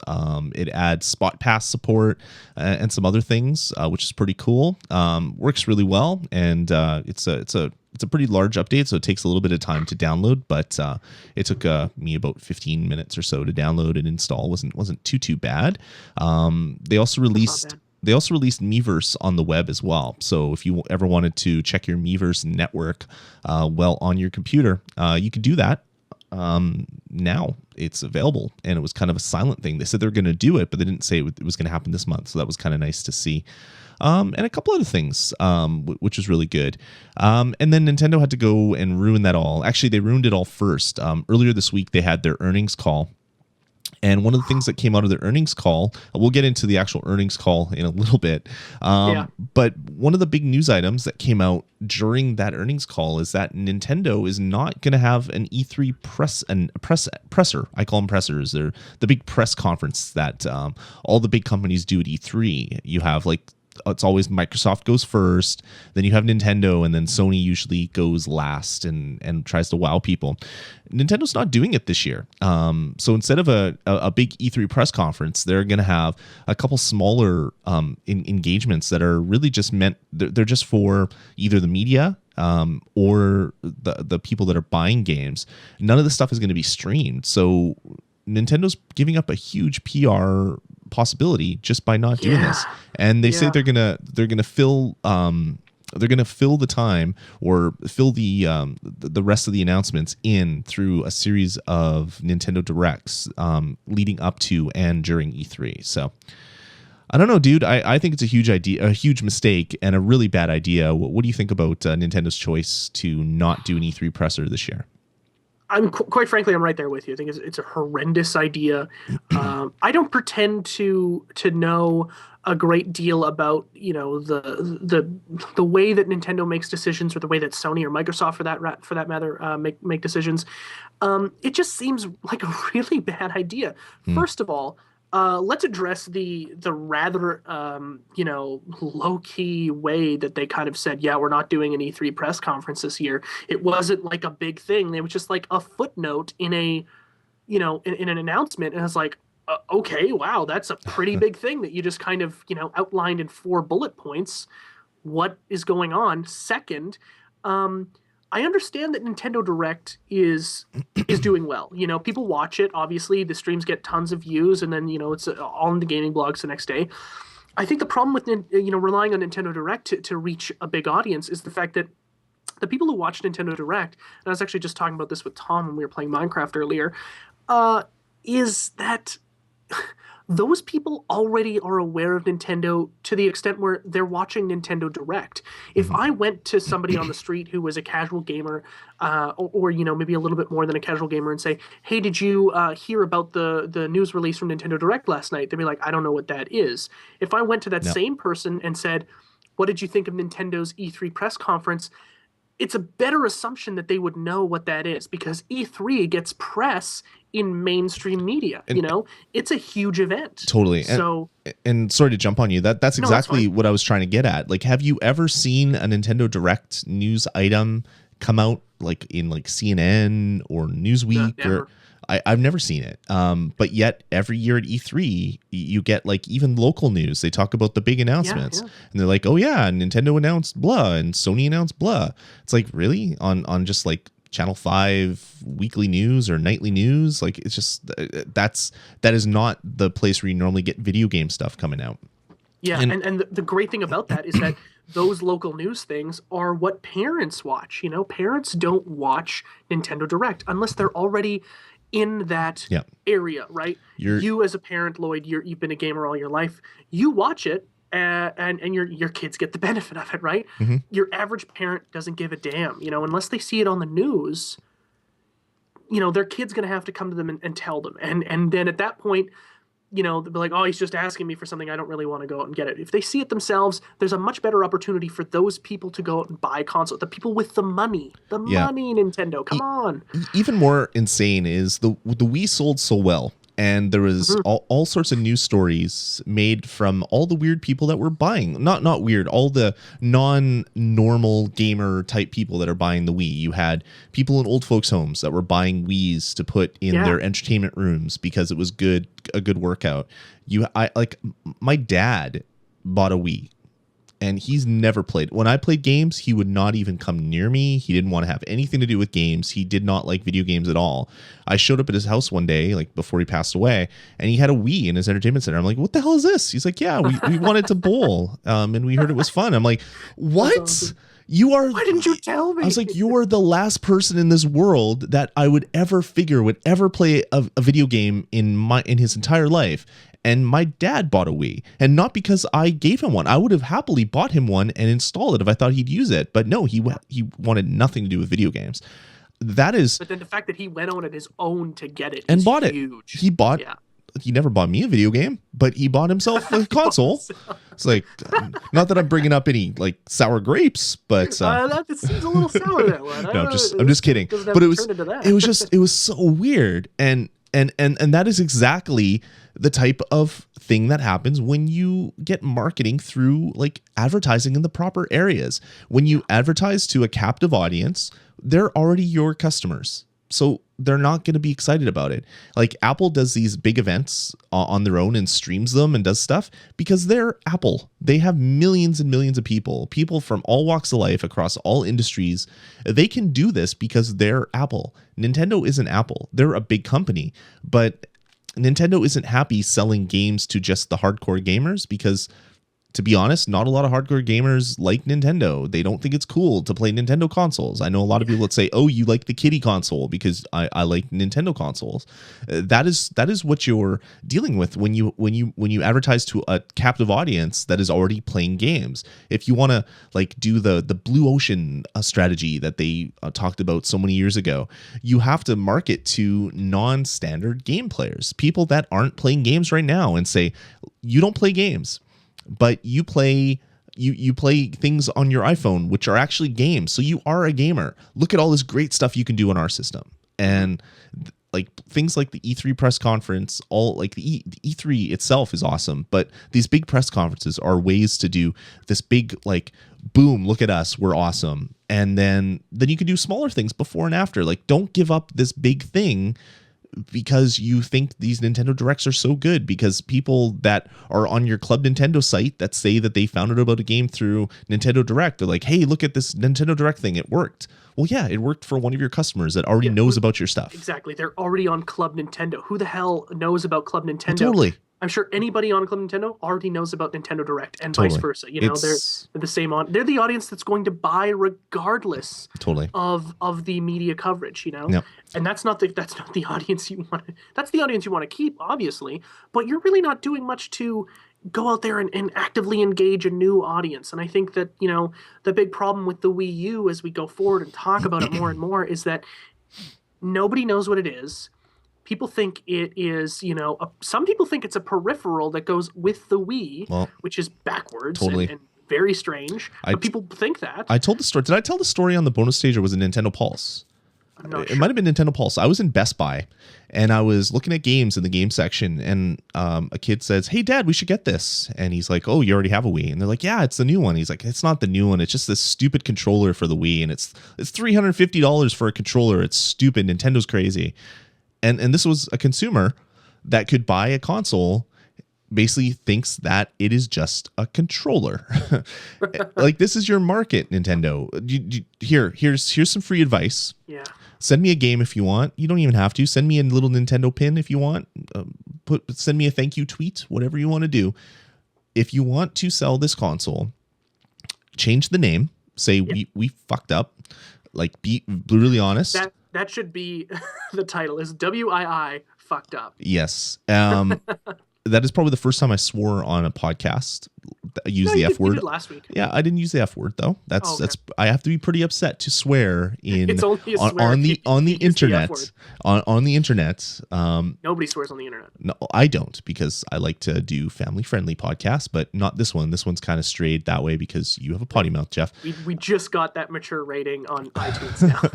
but anyway, say we suck. We didn't know what we were doing. This is now not called the Wii U. It's called the Wii 2, or it's called the Revolution, or it's called the Infinity, or it's called the Super Slam Mega Box. Something else besides Wii U. I don't care what it is. Put a freaking handle on it if you need to. If you need to go back to GameCube, have like crazy. Don't knock the GameCube head. It was so. I'm not knocking it. I am not knocking it at all. I'm just saying you got to do something, because you are going to lose. The PS3, more than you already have. The PS3 and the Xbox, or the PS4 rather, and the Xbox are coming out this year, and they're better than the Wii U as far as a graphical standpoint is. Probably not like system wide, that's debatable, whatever. But as far as graphics are, and there's a lot of people that judge games solely on graphics. Yes. It's been like that from way back in like Super Nintendo. When Donkey Kong Country came out, people were like, Nintendo's the best. Look at the graphics on this game. It's like, well, it's not really a 3D rendered scene. It's sprites. They just rendered it and then put them into sprites. But people thought it was the best game ever because the graphics were amazing. Mm-hmm. That has continued, and it will always continue. People like Crysis games. They like Far Cry games. They like playing them on the PC because they're some of the most beautiful games out there. Yep. They like it. They're going to lose this battle unless they do something drastic. Drop the price, call it something else, and you'll start selling these to the people that are in Best Buy saying, oh, it's just a dumb controller for the Wii that you don't even play anymore. You don't need to waggle any controllers anymore. I don't need any more dance games in my house. You have to do something, because like, and getting out of E3, like this would be the perfect place to announce your new strategy. Like it just seems like, another wrong move by a company who has made nothing but wrong moves in the past 15, 16 months, Well, let's get into the forecast. Which is where the real bad news comes. Nintendo lost a lot of money this year. They lost a lot. What is it? $366 million. Yeah, $366 million of a loss because of the Wii U having less than expected sales. The fiscal year, they sold 3.45 million Wii consoles. They projected 4 million. It's like, no, you projected 5.5 million. You lowered that projection to 4 million, and you didn't even hit that. Yeah. When you look at NPD numbers, like the last couple months, they're selling like 30,000 of these consoles in a month. Sold 200,000 from February until March. Which is nuts. Like the 3DS didn't sell well. It didn't sell this bad. They have to right this ship. Whether it's a price drop, whether it's a rename, whether it's both. I want this console to work. I love having the gamepad. I love the control options that it provides. Playing Zombie U on the system was great. Playing Assassin's Creed on the system was great. Playing a Mario game was great. It's not just a Nintendo console, but if you don't start selling these things, no other third party is going to release a game for this console because they're just going to lose money. I totally agree. It's not that the Wii U is a bad console, because as we've talked about on the show, it's actually really interesting. The gamepad's great, feels great in your hands. Yep. It obviously presents a very interesting, take on the way mobile and console can kind of connect with the touchscreen, and all that kind of stuff is really interesting. But Nintendo just needs to figure, like you're totally right, they need to figure out how to sell them, and dropping the price is a big thing. Get rid of that stupid core console and drop the Pro down to that price, and I think you're going to get increased sales. Now, drop it $100. I don't have all the answers, but $250. Boom, there you go. Call it the Wii 2. Call it the Wii. Call it the Wii New. Call it the Revolution. Like, as much as we want them to, it's going to be the Wii U. For all of history. They have to do something, because people if normal Joes in Best Buy are not knowing what your console is, and they're the people that you're marketing to. It's not like this is a new system that just came out. It's been out for months and they still don't know what it is. You're doing something wrong. And calling something like the Wii U is just the stupidest name. And we talked about it when they announced it. We're like, people are going to think it's just a peripheral. And sure enough, what happened? People are thinking it's just a peripheral. Like, I'm not. I think what we're really saying here is that Nintendo, you should hire us, and if we end up being wrong, our bad. Yeah, like I'm not a marketing genius. I'm not in marketing at all. But I've been following this for a long time, and apparently I'm thinking clearer than a big corporation that has lots of money tied up in this industry, which is even scarier. Yeah, and obviously I've been following it the same as you. And also, to people out there who think that, if you're just tuning in now or whatever, or think that we rag on Nintendo a lot, we want them to be here in this industry. If the future for Nintendo is that they go out of business and that the company folds, that spells an extremely dark day for the gaming industry, because then the competition is divided up between two consoles that are almost the same thing when you kind of get down to apples and oranges here. That's really bad for competition. There needs to be a third guy in the market to spur competition. Somebody's got to be the innovator. Nintendo did it with motion. It worked. It made them a lot of money. It wasn't something I was interested in, but it was... Sure.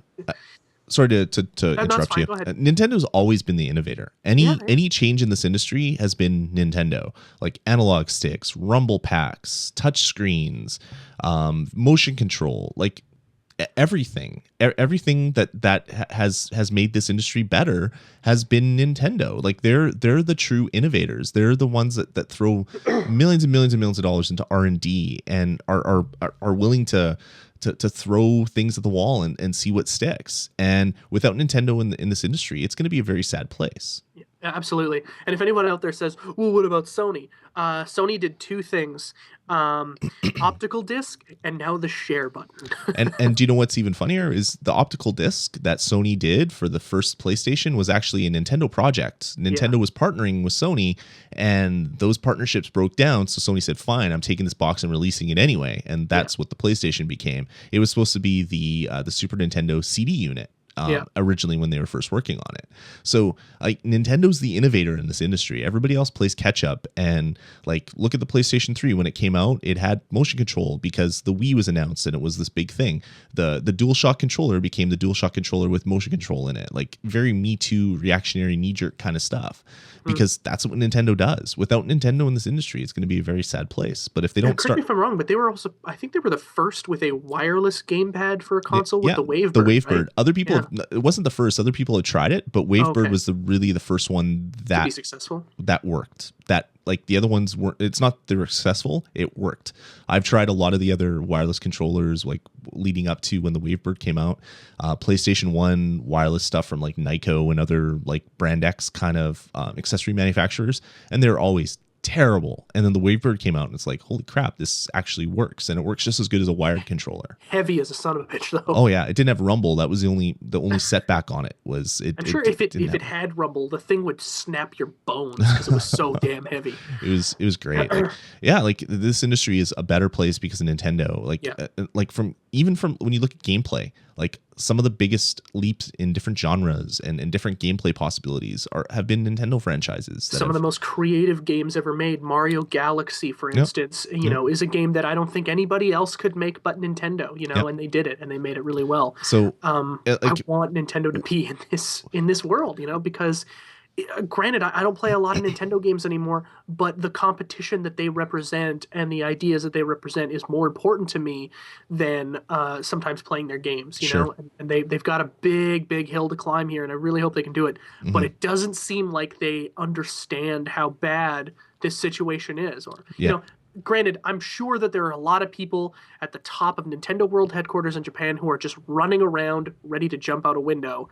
They're probably very concerned about it, but they don't seem to be making very good decisions, in my opinion. Totally. And people, if you want to accuse us of being Nintendo haters, Please don't. If there's any console, any company that I'm a fanboy of, it would be Nintendo before Sony or Xbox. I'm a huge Nintendo supporter from way back when I was a kid, when I had my first experience with Super Mario Brothers on one of the first NESs that was ever released. One that my buddy had bought in New York and brought up to Canada because it was test marketed in New York, and his dad was down there on business and bought this new system. And I played Super Mario Brothers, and my mind was blown. From that day forward, I was the biggest Nintendo fanboy, and I still am. Like I buy probably more Nintendo games. Well, actually, no, that's not true. I buy a lot of PlayStation 3 stuff, but I buy a lot of Nintendo stuff, and I'm a huge Nintendo fanboy. I want to see this company around forever. If they keep doing what they're doing, I mean, this is 2 launches in a row that they kind of flubbed. They were able to correct the trajectory of the 3DS, which was a good thing because the 3DS turned into be a really great system. They don't seem to be doing anything yet to make the Wii U a better thing. So I don't know. Hopefully they can correct it, and hopefully they can rethink what they're going to do at E3, because losing the kind of money they did, not selling the Wii U, it doesn't look good. And it hasn't been just this year either. I mean, they lost money last year, and I think they were close to par the year before. So, they made a lot of money the year before. Oh yeah, we were still like into the Wii era. They were in the last Wii. Year, the Wii lost. was printing money times. They lost money last year because of the price drop on the 3DS, and then they lost money this year because the Wii U didn't sell as well as they anticipated. So I'm sure that maybe Iwata's on the way out or something, like, after him taking a 50% pay cut from the 3DS debacle. Well, he was just promoted, so I don't think he was. I can't Maybe remember. They should kick him out. That's a bad idea. He's now the president of Sony. Is the president or director of Sony? Of Nintendo America. So Reggie reports to him directly, not the other dude. The dude that Reggie was reporting is now the top big guy in Nintendo. So you want to like Reggie. I think he's annoying, and I think he's like just kind of two-faced. Granted, I would never tell him to his face because he would beat the hell out of me. He's a giant. He'd pick me up by my head, and I would just be like kicking in the air, and he'd just punch me in the face once, and I'd be dead. Well, he'd take your name first and then kick your ass, because that's what he does. He takes names and kicks ass. Man. You guy's a giant.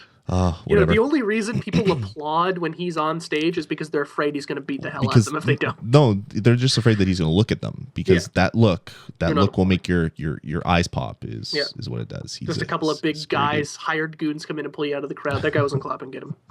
Yeah, exactly. Cool. Come back, Nintendo. All right, moving on. Let's get into our next story. SimCity. There was a little bit of news about SimCity. It's coming to Mac really soon. And if you've already bought the PC version, it will work on the Mac when the update comes out. So when the Mac version comes out, if you own one license, you get both of them kind of steamy, which is good because I love the cross-buy stuff on Steam.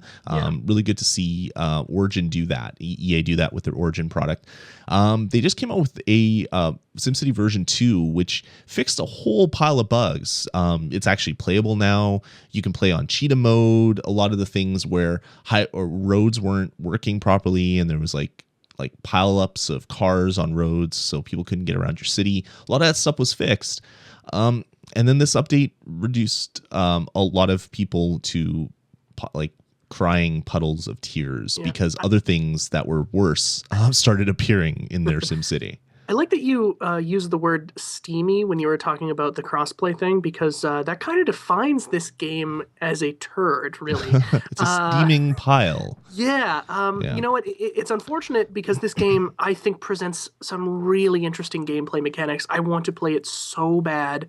But it is like around right now, and I checked a few days ago when I was putting this article on, it's roughly 35% of players that can't play this game or are having extreme difficulty with it. And that, quite frankly, is way, way, way too high for me to risk spending money on it. That is 0.35. That would be way too much. Yeah. I mean, you know what? I understand that on a game of this scale that there are going to be bugs, and I think that everybody should have an allowance for that. If there's a few things, be like, I lost a little bit of progress or whatever, I think you should be able to let that go. But when the bugs have run rampant in the city, I've seen videos of the entire populace of somebody's city in their vehicles just or sorry, not in their vehicle, but just walking in a like just across the street in an intersection, walking back and forth, back, and they're just in a circle. It's insane. I mean, like, Yep. it boggles the mind how broken this game is in some regard. Yeah, it's like, yeah, SimCity 2.0, we're gonna get a bunch of stuff that's gonna fix our game. This has been going on for a few months now, and it's great that they're being, that they're working on it, and then, oh shit, this ruined a bunch of other stuff that was never broken in the last build. What the hell is going on? I've heard of people losing their entire city. Yeah, like, yeah. That is out of control. Yeah, so. with this patch has screwed up a bunch of cities for people. Like, they've been building a city since the game came out across all the bugs, and they installed a patch, and now their city is useless. Yeah. It's like, really? That's a thing? You didn't test this? I mean, it's in the cloud. You should have been testing in the cloud. There's no excuse. Everybody's data is right there for you to test on. Yeah. I bought this game. Like, we talked about it. I bought it because the big sale was on, and or it wasn't a big sale, rather. There was the apology thing where you get a free game if you bought this game, and I knew that I was going to play it eventually, and it would get better. So I bought it, and I got my free copy of Dead Space 3, and that was awesome. And now I'm like really happy because what I hoped would happen actually did, where you'd get a free copy of the Mac version for buying the PC version. And I really want to play it on Mac because that's my primary platform. I don't have to boot into Boot Camp. I could just play it right on the Mac. That'll be great. What I'm hoping is that by the time that it comes out on the Mac, all of these major bugs will be fixed, and we'll be happy, and it'll be a very Mac way of playing this game. Things will just work. I'm scared that won't be the case.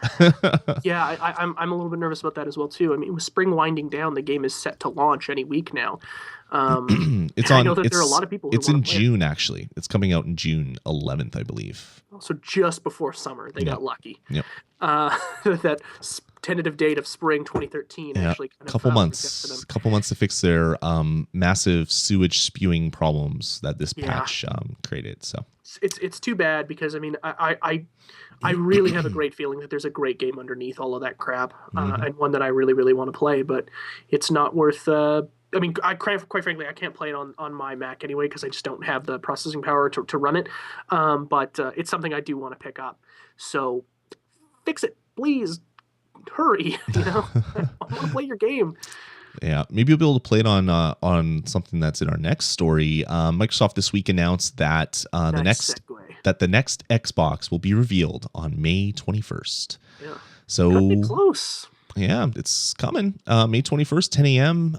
They're going to have a press conference in Redmond. I'm sure they're going to stream some stuff and talk about it. If not, every other website on the internet will talk about it, regardless whether they cover anything entertainment or There's electronic. actually something really interesting about this stream. It's available on Xbox.com. You can watch it on your Xbox through Xbox Live. And it's actually going to be broadcast on Spike TV. Yeah. So that's really interesting that they're going to be...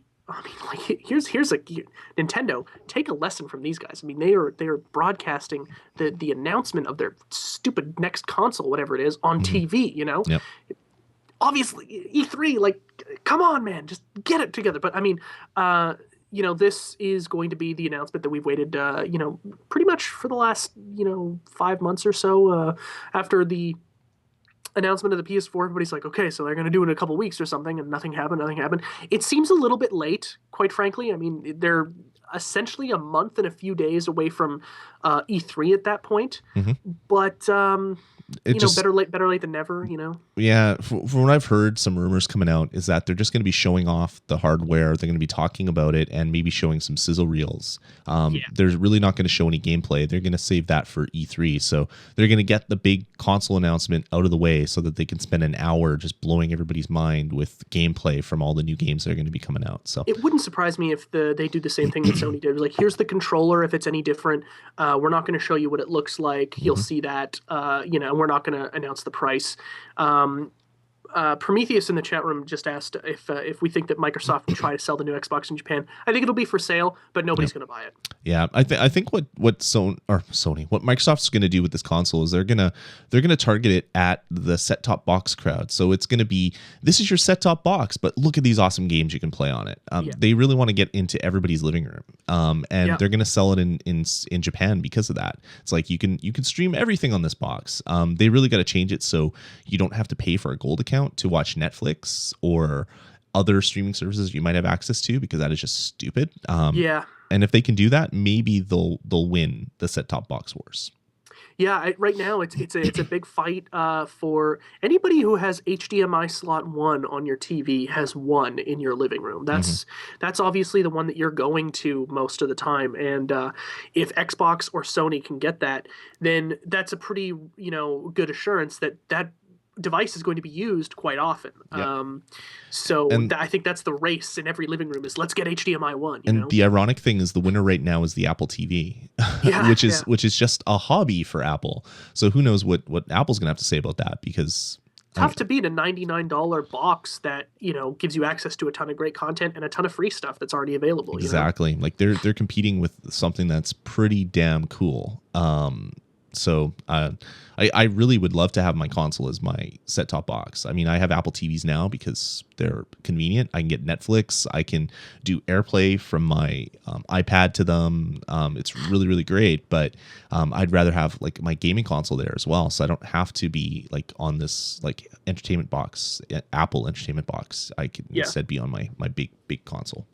Well, and I guess, maybe at some point we will be seeing cable service providers selling Xboxes as their cable service box. There could be a situation where Microsoft's like, hey, Shaw, I want the exclusive rights to all of your customers, and you guys will get increased sales because you'll give away a free Xbox at some weird core console with a small hard drive, and that kind of thing will happen, and then the install base will be insane. It'll be in every house in America. So that's one of the other rumors that's coming out, is that there's going to be multiple SKUs of the new Xbox. One of them is going to be a $99 or $150 thing that has like a monthly membership fee, essentially. Which wouldn't surprise me, and I don't think it would be a bad idea. For the hardcore gamers, we're not going to be buying those. We're going to be going out and buying the $500 console. Yep. And, this will be for the Walmart crowd that maybe can't justify spending $300 on a console when there's other cheaper things that are right next to it on the shelves. But what, $150 and I pay $15 a month for all this great content? Sure, let's do it.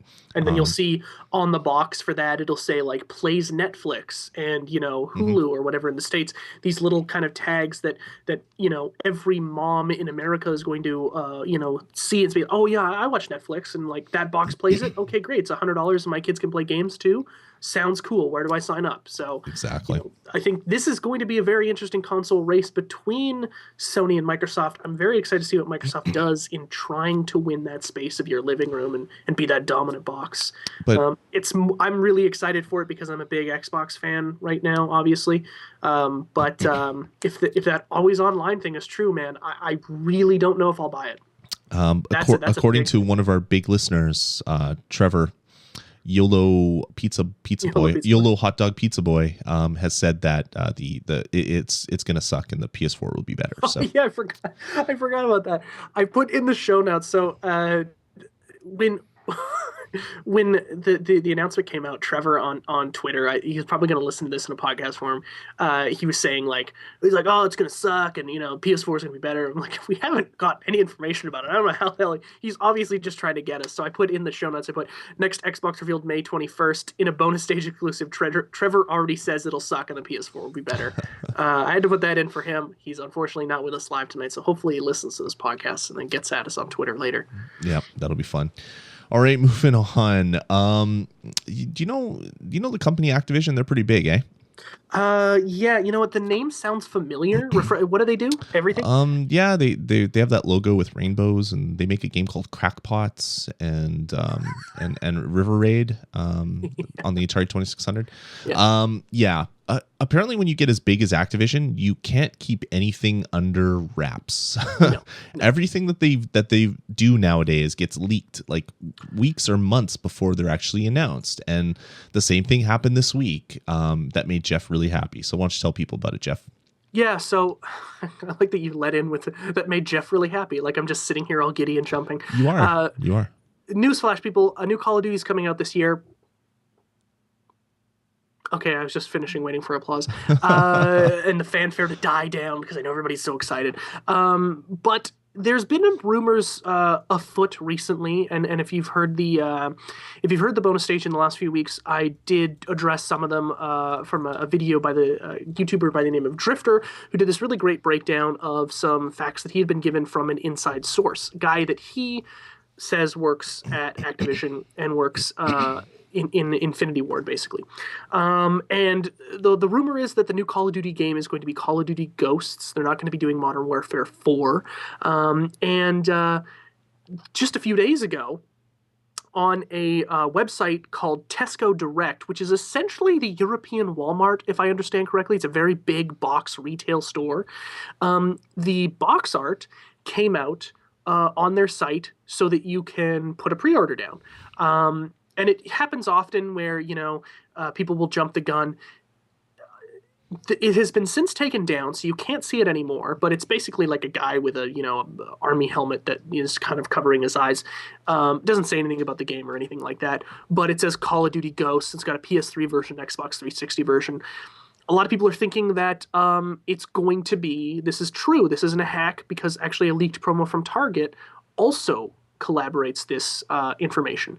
So I think that's going to be pretty interesting if that's the way this is going. I have no idea how Activision can keep any secret at this stage. And granted, I don't even know if this isn't a whole thing put together by them to begin with. It's very real as a possibility that these leaks, which happen every year like clockwork, are a work of Activision themselves, and they're like, hey, it's time to leak everything so that we can come out. And it's all about building the hype machine, and Call of Duty does it 6 months prior to launch. They start building the hype machine because people start getting bored or disenfranchised with the game, and they're like, oh, this one's going to be great, it's going to be great. And then, November, usually around the 11th, the next one comes out, and this one probably going to be Call of Duty Ghosts. I will be picking it up because I am a nerd and a loser, and I like stupid games. So you can get the review here in November. I was going to say that, but you took it right out of my mouth. I figured I'd take it from you first. No, do you know what I was going to say? I have a bit of conspiracy theory. Go for it. So what other big gaming company does Activision own? Blizzard. Oh, yeah. Remember a game called StarCraft Ghost that was repeatedly started up and then being canceled and then starting up and being canceled? Recently, there was a post where people are asking about StarCraft Ghost and if it had been canceled, and someone from Blizzard said, it hasn't been canceled. We just have nothing to announce about it, but it has not officially been canceled. What if this is like some crazy tie-in to like using some sort of Blizzard stuff? So you're not just fighting humans, you're fighting like some aliens or something. Man, this is some like Illuminati. How awesome would that be, man? If Jones, StarCraft, Wizard Obama stuff. No, like StarCraft Ghost, but this is Call of Duty Ghosts. They take two of their two great tastes that taste great together and get smashed up, and it's a great game. This is the Reese's peanut butter cups of video games here, people. Yeah.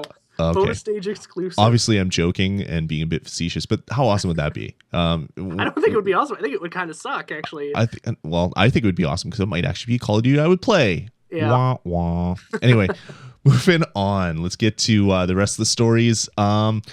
Some other rumors have come out. As you get close to E3, a lot of stuff gets leaked that isn't supposed to leak. Or maybe is supposed to leak. Like you said, maybe it's a big marketing ploy.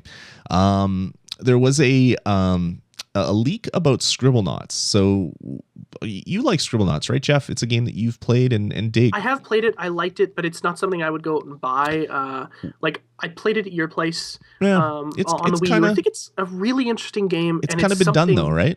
That's true. It's been done for a while. Yeah. And nobody does it better, quite frankly. Would you play a Scribblenauts that maybe has kind of like a comic book kind of twist to it? Probably not, actually. Well, the trade paperback writer, or a trade paperback writer for DC Comics, has basically dropped the bomb that a new Scribblenauts will be coming out, announced at E3, that is going to use the DC license. So it'll be like Scribblenauts Batman or something. So maybe this will be like the new Lego game, but instead of having Lego things or playing with different franchise characters in a Lego game, you'll be playing with different franchises characters in a Scribblenauts game. Kind of a neat idea. I don't know if I'll ever pay full price for a Scribblenauts again. I bought Scribblenauts on my Wii U. It was like $50, and it was like literally like a 4-hour game if you play through all the levels as fast as possible. They're gonna have to do a lot to this franchise before I'll pick up another copy at full price. I'll buy it like in the bargain bin or whatever. But I don't know. Changing it up and putting like a comic book spin to it might be enough for me to maybe want to check it out. So kind of a neat little rumor. Yeah, and I think it's a game that really kind of presents almost unlimited possibilities, right? As many kind of words as they can put into a game, then have an art style to represent that. It's insane how hard it is to stump that game sometimes, and that's a really tough thing to do. But yeah, adding in DC characters, you can get some really cool stuff. You like Devil Batman or Satan Batman or some kind of stuff like that. I think because you can always you can already type in Batman and it comes out with some like superhero type character. So yeah, it knows some of those words. Obviously, it doesn't have the Marvel or the DC license rather, so you can't have like I am Batman up here in your game. But yeah, it'd be kind of cool. I'd be interested in seeing what it is. I don't know whether I'd buy it for sure, but it would definitely pique my interest, and I might want to take a peek at it. Yeah. All right. So games are getting popular again in popular media, and with that comes news that gaming, different game IP has been snapped up and will be made into a movie. So we've had a couple announcements this week. One that I want to talk about because it's actually been approved and it is actually happening is there will be a Ratchet and Clank movie coming to theaters in 2015. Ugh. How awesome is that? Not very. Video game movies are terrible. But this is an animated movie, so it's not like you're doing live action Mario Brothers. This is Ratchet and Clank already has these great little movies between sections going from one level to another, like Commander Cork and the interaction with them. I think this could be really cool. This could be like another kind of Pixar type movie, but using characters that we know and love. If you play Ratchet and Clank, which I do, I don't know if a lot of people out there do, but one of my favorite franchises. I'm really looking forward to this one. You know what? You bring up a good point. Because it's animated, you might be in. There's still going to be some fan service stuff, which happens in every kind of video game movie and movie video game. But the fact that it is animated presents it to be a bit of a different experience. So you actually might be onto something. I don't think I'll see it because although I love Ratchet and Clank, it's a great series, I don't really have any desire to watch a story based on the characters. Oh, dude, come on. Ratchet and Clank to me is all about the crazy weapons, they'll have crazy weapons in the movie. I realize that, but like I can't pull out a controller in the theater and start. Well, you could. You'll just look like a fool, Jeff.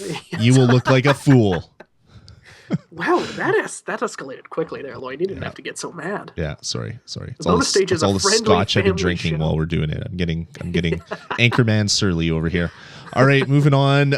Some bad news. EA is having some major problems. They've been going through restructuring and laying people off and closing studios. Today, I believe, or yesterday, it was announced that EA has laid off hundreds of people again, and they've closed 2 studios. And they've also closed the EA Partners Program, which a lot of games have been published under. That was where Dead Space came from. It's from the Partners Program, if I'm not mistaken. I'm not sure if Dead Space. You could be right. I that one doesn't pop in my head. There was a list of all the games, and of course I don't have that one.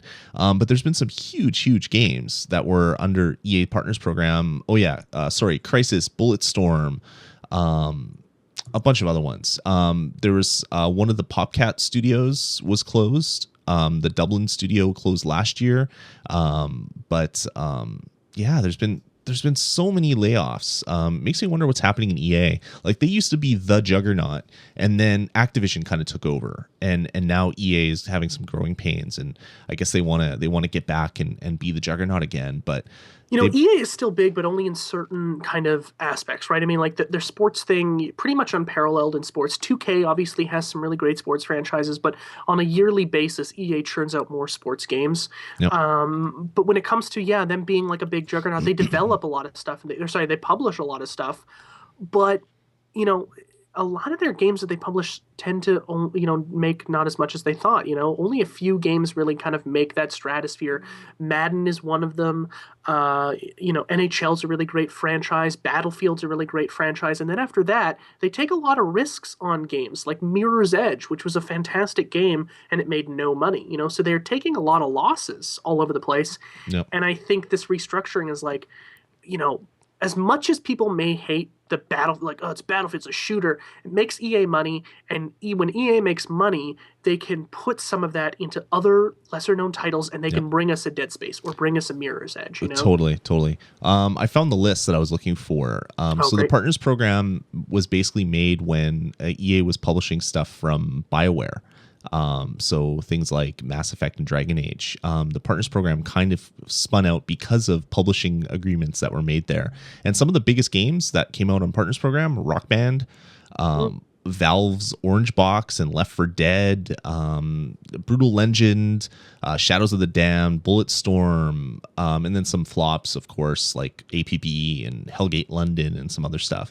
But the Brutal Legend was also a flop, so was Bulletstorm. Critically, it was amazing. Like everybody, critically, it was loved. It did not sell so well. It seems to be kind of like sometimes a kiss of death, right? Is that the game is like received so well critically and somehow makes no money. Yeah, like it's really strange sometimes. It happens in movies, happens in books, happens in music. It's so really weird. Yeah. Anyway. I really hope they don't like my game because I really want to make money on it. Exactly. So yeah, it really kind of sucks. I'm really kind of upset because I know some of the studios that were canceled. There's probably some really good people that have families that are now scraping to make ends meet. Hopefully they find really great jobs elsewhere in the gaming industry, and hopefully this doesn't hamper any games from coming out. I know EA has been really focusing more lately on mobile than anything else. Like they're releasing all these crazy mobile titles. Maybe they're worried that consoles are dead and AAA is just not gonna be like feasible in the next console generation. But I really hope that's not it, because there's some great franchises that are owned by EA that I'd love to see keep being made. From a business standpoint, it's very attractive to look at the mobile market and say, okay, we can spend $1 million and make a game and make 10 times in profits on it, or we can spend $100 million and hope to break even. Like that's a pretty attractive. Now, granted, just because you make a mobile game doesn't mean it's going to make $10 million. But if it's 99 cents, enough suckers will buy it out of the gate that you can probably break even pretty quickly. Or free.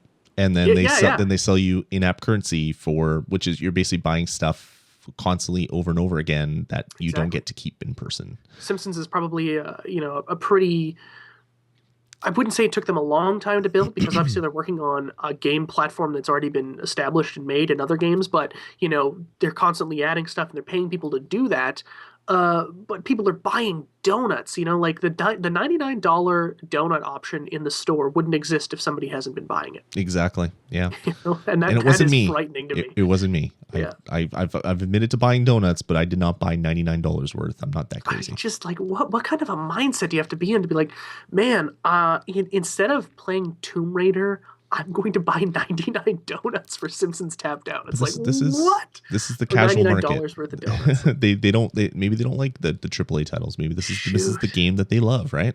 Yeah. I don't get it, but yeah. It's just funny to think that, for the mobile market where we think that the cheapest games live, you can end up spending more money than any other market, which is like ludicrous, Isn't it awesome? Square Enix game on there, for Christ's sake, bastards. Exactly. All right, moving on. A couple quick stories before we end this epic. This has been 2 hours already, man. We've been going long. Yeah.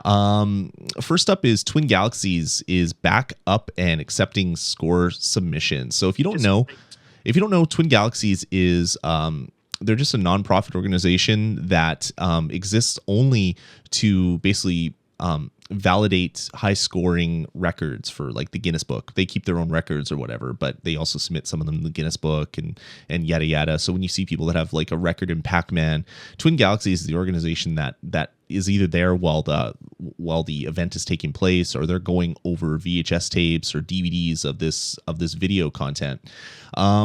they had to shut down some of their business for a while because of some issues. They had some money issues, I guess. It's been about 6 months, I think, that they haven't been doing it. But they just announced last week that they're back in business.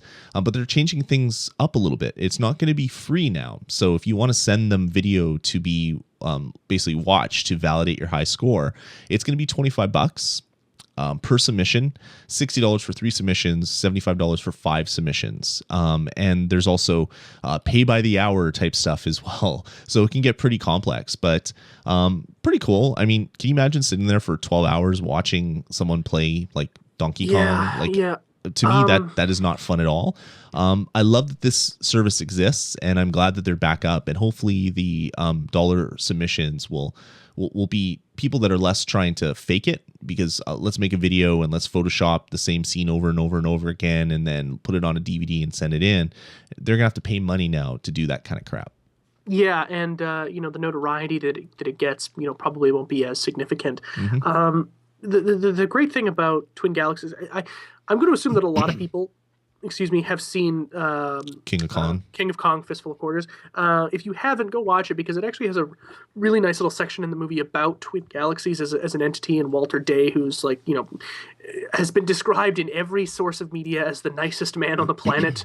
Has been basically working for nothing and helping people for free forever, and his team of people who will go through a bunch of tapes and just sit there, and they have to sit there and concentrate on these videos so that that nothing kind of slips past, like a small kind of break in the tape or something. Somebody could have cheated, and it's they take it extremely seriously for something that's just video game records. I mean, they're recognized by the Guinness Book of World Records, which is an extremely stringent record keeping process. So it's cool that they're back. I was kind of sad that they were gone. I was hoping that, they were going to come back, and they have. And I think that, the price isn't really all that expensive, and it should have been something that had been there since the beginning, because the amount of time these people spend watching tapes is obscene. Exactly. Obscene. For the volunteers, it's really kind of crazy. So I've never tried Billy Mitchell's hot sauce. Have you? No, I have not. I if I saw it, I would so totally buy a bottle. But I've never seen. I've never seen it. That's what it's called. Yeah, exactly. I would love to. I'm a big hot sauce fan, so I would love to try it.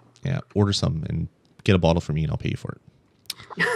All right, moving on. I got some sad news for you guys. This will be the final episode of the Bonus Stage podcast. Actually, this is going to be the final episode of any of my podcasts because of the next news announcement. Skyrim has now been modded to be playable in the Oculus Rift. So I'm actually going to unplug from the rest of the internet, and I'm going to spend all my time running around shouting Fusroda and killing dragons with an Oculus Rift on my head. So sorry, guys. Kids are going to be terrified. There's going to be vomit all over your floor after you get dizzy from extended periods of play. Obviously, I'm kidding. The shows are not canceled, so don't go delete all your subscriptions right now, people. But when I saw that this mod came out, I mean, this is kind of all I really want at all. This is it. This is like the epitome of what I want out of video gaming.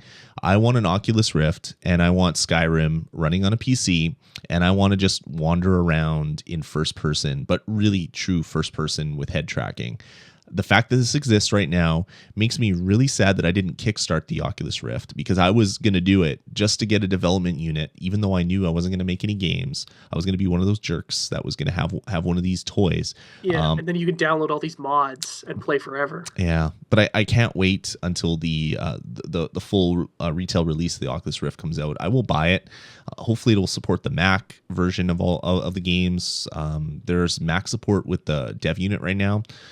So if you're making games, you can make Mac games and support the Oculus Rift. Hope that means in the future that a lot of games coming out will support it.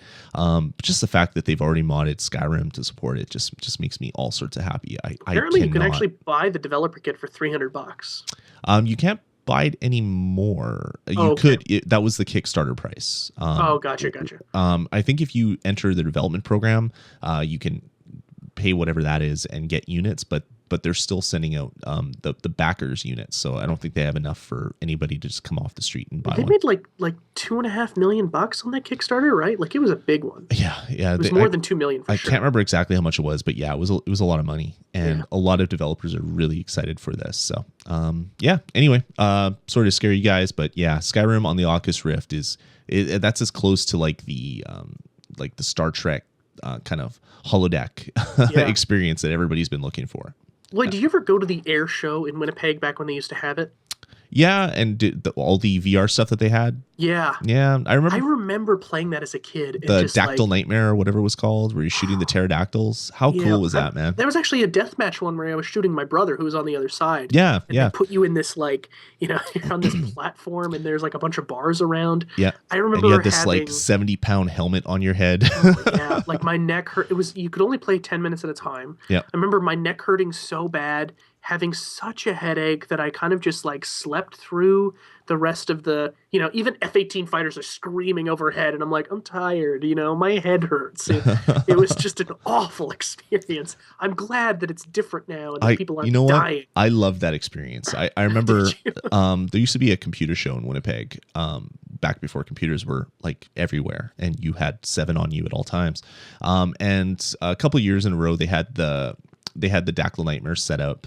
They had a couple of the pods set up and you could do deathmatch against other people. And I got in there and basically they give you this little tiny thing in your hand and you have the big 70-pound helmet on and you're basically walking around, and sure enough, I walk forward, I strafe, whatever, I duck down, I shoot a guy through a spinning donut and kill him, and then go around and then get picked up by a pterodactyl and do some other stuff, and I get out of it. I'm like, man, that was cool. And the guy comes up and he's like, have you played this before? And I was like, no, it's my first time. He's like, hey, you should join this club. We have a VR club and we get together like every week and do this. And I was like younger, and there's like this sweaty neck bearded dude is telling me to come join his club. I'm like, I don't like VR that much, sir. Thank you for your offer, but I do not want to get to be better friends with you. And then I walked away. And that man turned out to be But yeah, it was just like there was people that were like really serious into VR, and it was so rudimentary. Like the graphics were terrible, but you still, like, when you get picked up by the pterodactyl and dropped, like your stomach felt like you were actually falling. Like it was weird. It's just trippy, and it just tricks your brain enough to make it really, really fun. Everybody that I know that has posted videos or any developers that I've heard talk about it, the first time that they walk through like the Unreal iOS Unreal city. I can't remember what the name of the city is, but there's a city that they made for Unreal Engine for iOS. Or no, sorry, it wasn't Unreal. Oh yeah, I guess it was Unreal. But they have a version of that's mocked up for the Oculus Rift. And the first time they get in it and just kind of walk around and look around, they're like, holy crap, this is the coolest thing ever. And these are developers that make cool things, and they're saying that this is really cool. So I cannot wait for this. I can't wait for Skyrim to come out with a version that supports the Oculus Rift, and I will probably stop talking to the rest of people on the planet and playing this game the whole time because it's going to be fun. I remember when I was playing, like, I was probably too young, quite frankly, to be in that stupid helmet.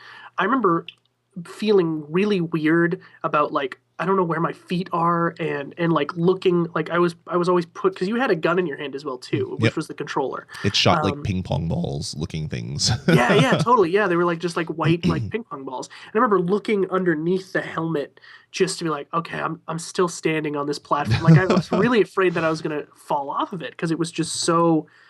It was the weirdest thing ever, man. And now that people are just like walking around with them in their houses and it's, like nothing, that's fantastic. Technology, man. Wave of the future. I cannot wait. All right, guys. For those that could not wait for the end of the show, you have reached it, so there's no more waiting. Thanks, everybody, for joining us. Thanks, everybody that jumped into the chat room. We've had a lot of people show up. A lot of people are still sticking around, which is kind of amazing. Sticking around, Callous Knight, Quirky Dog, Lord of Salem, and Prometheus. We had Jake Carguth and St. Louis Comic Geek, I'm assuming that's what it is, and Quacko popped by for a bit, and he did. I didn't even notice. And a bunch of other people as well. It's been a really great night. A lot of fun with you guys. Thanks a lot. Thanks everybody that subscribes and downloads the podcast. if I give you guys all a little bit of homework, tell 3 friends about the show and tell them how to download and experience podcasting. We'd love to get a lot more people downloading, listening to this, and interacting with us. So please do tell a friend or 2 and show them how to get this podcast. But we thank everybody that has subscribed. We love doing this, and we love that people are enjoying it as well. Let us know what you think. Head on over to VGPodcasts.com. You can click contact us at the top of the page to send us an email. Email us directly at vgpodcasts@gmail.com or call our voicemail line, which is area code 505 VGPodcasts. And we can hopefully play your voicemail on a future episode of the bonus stage.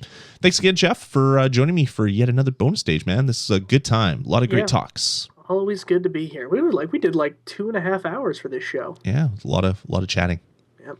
Awesome. A lot of chatting. All right, guys. So until next week, thanks again for joining us. Have fun playing them games, and we'll talk to you in 1 week's time. Take it easy, everybody. See ya. Let's get started.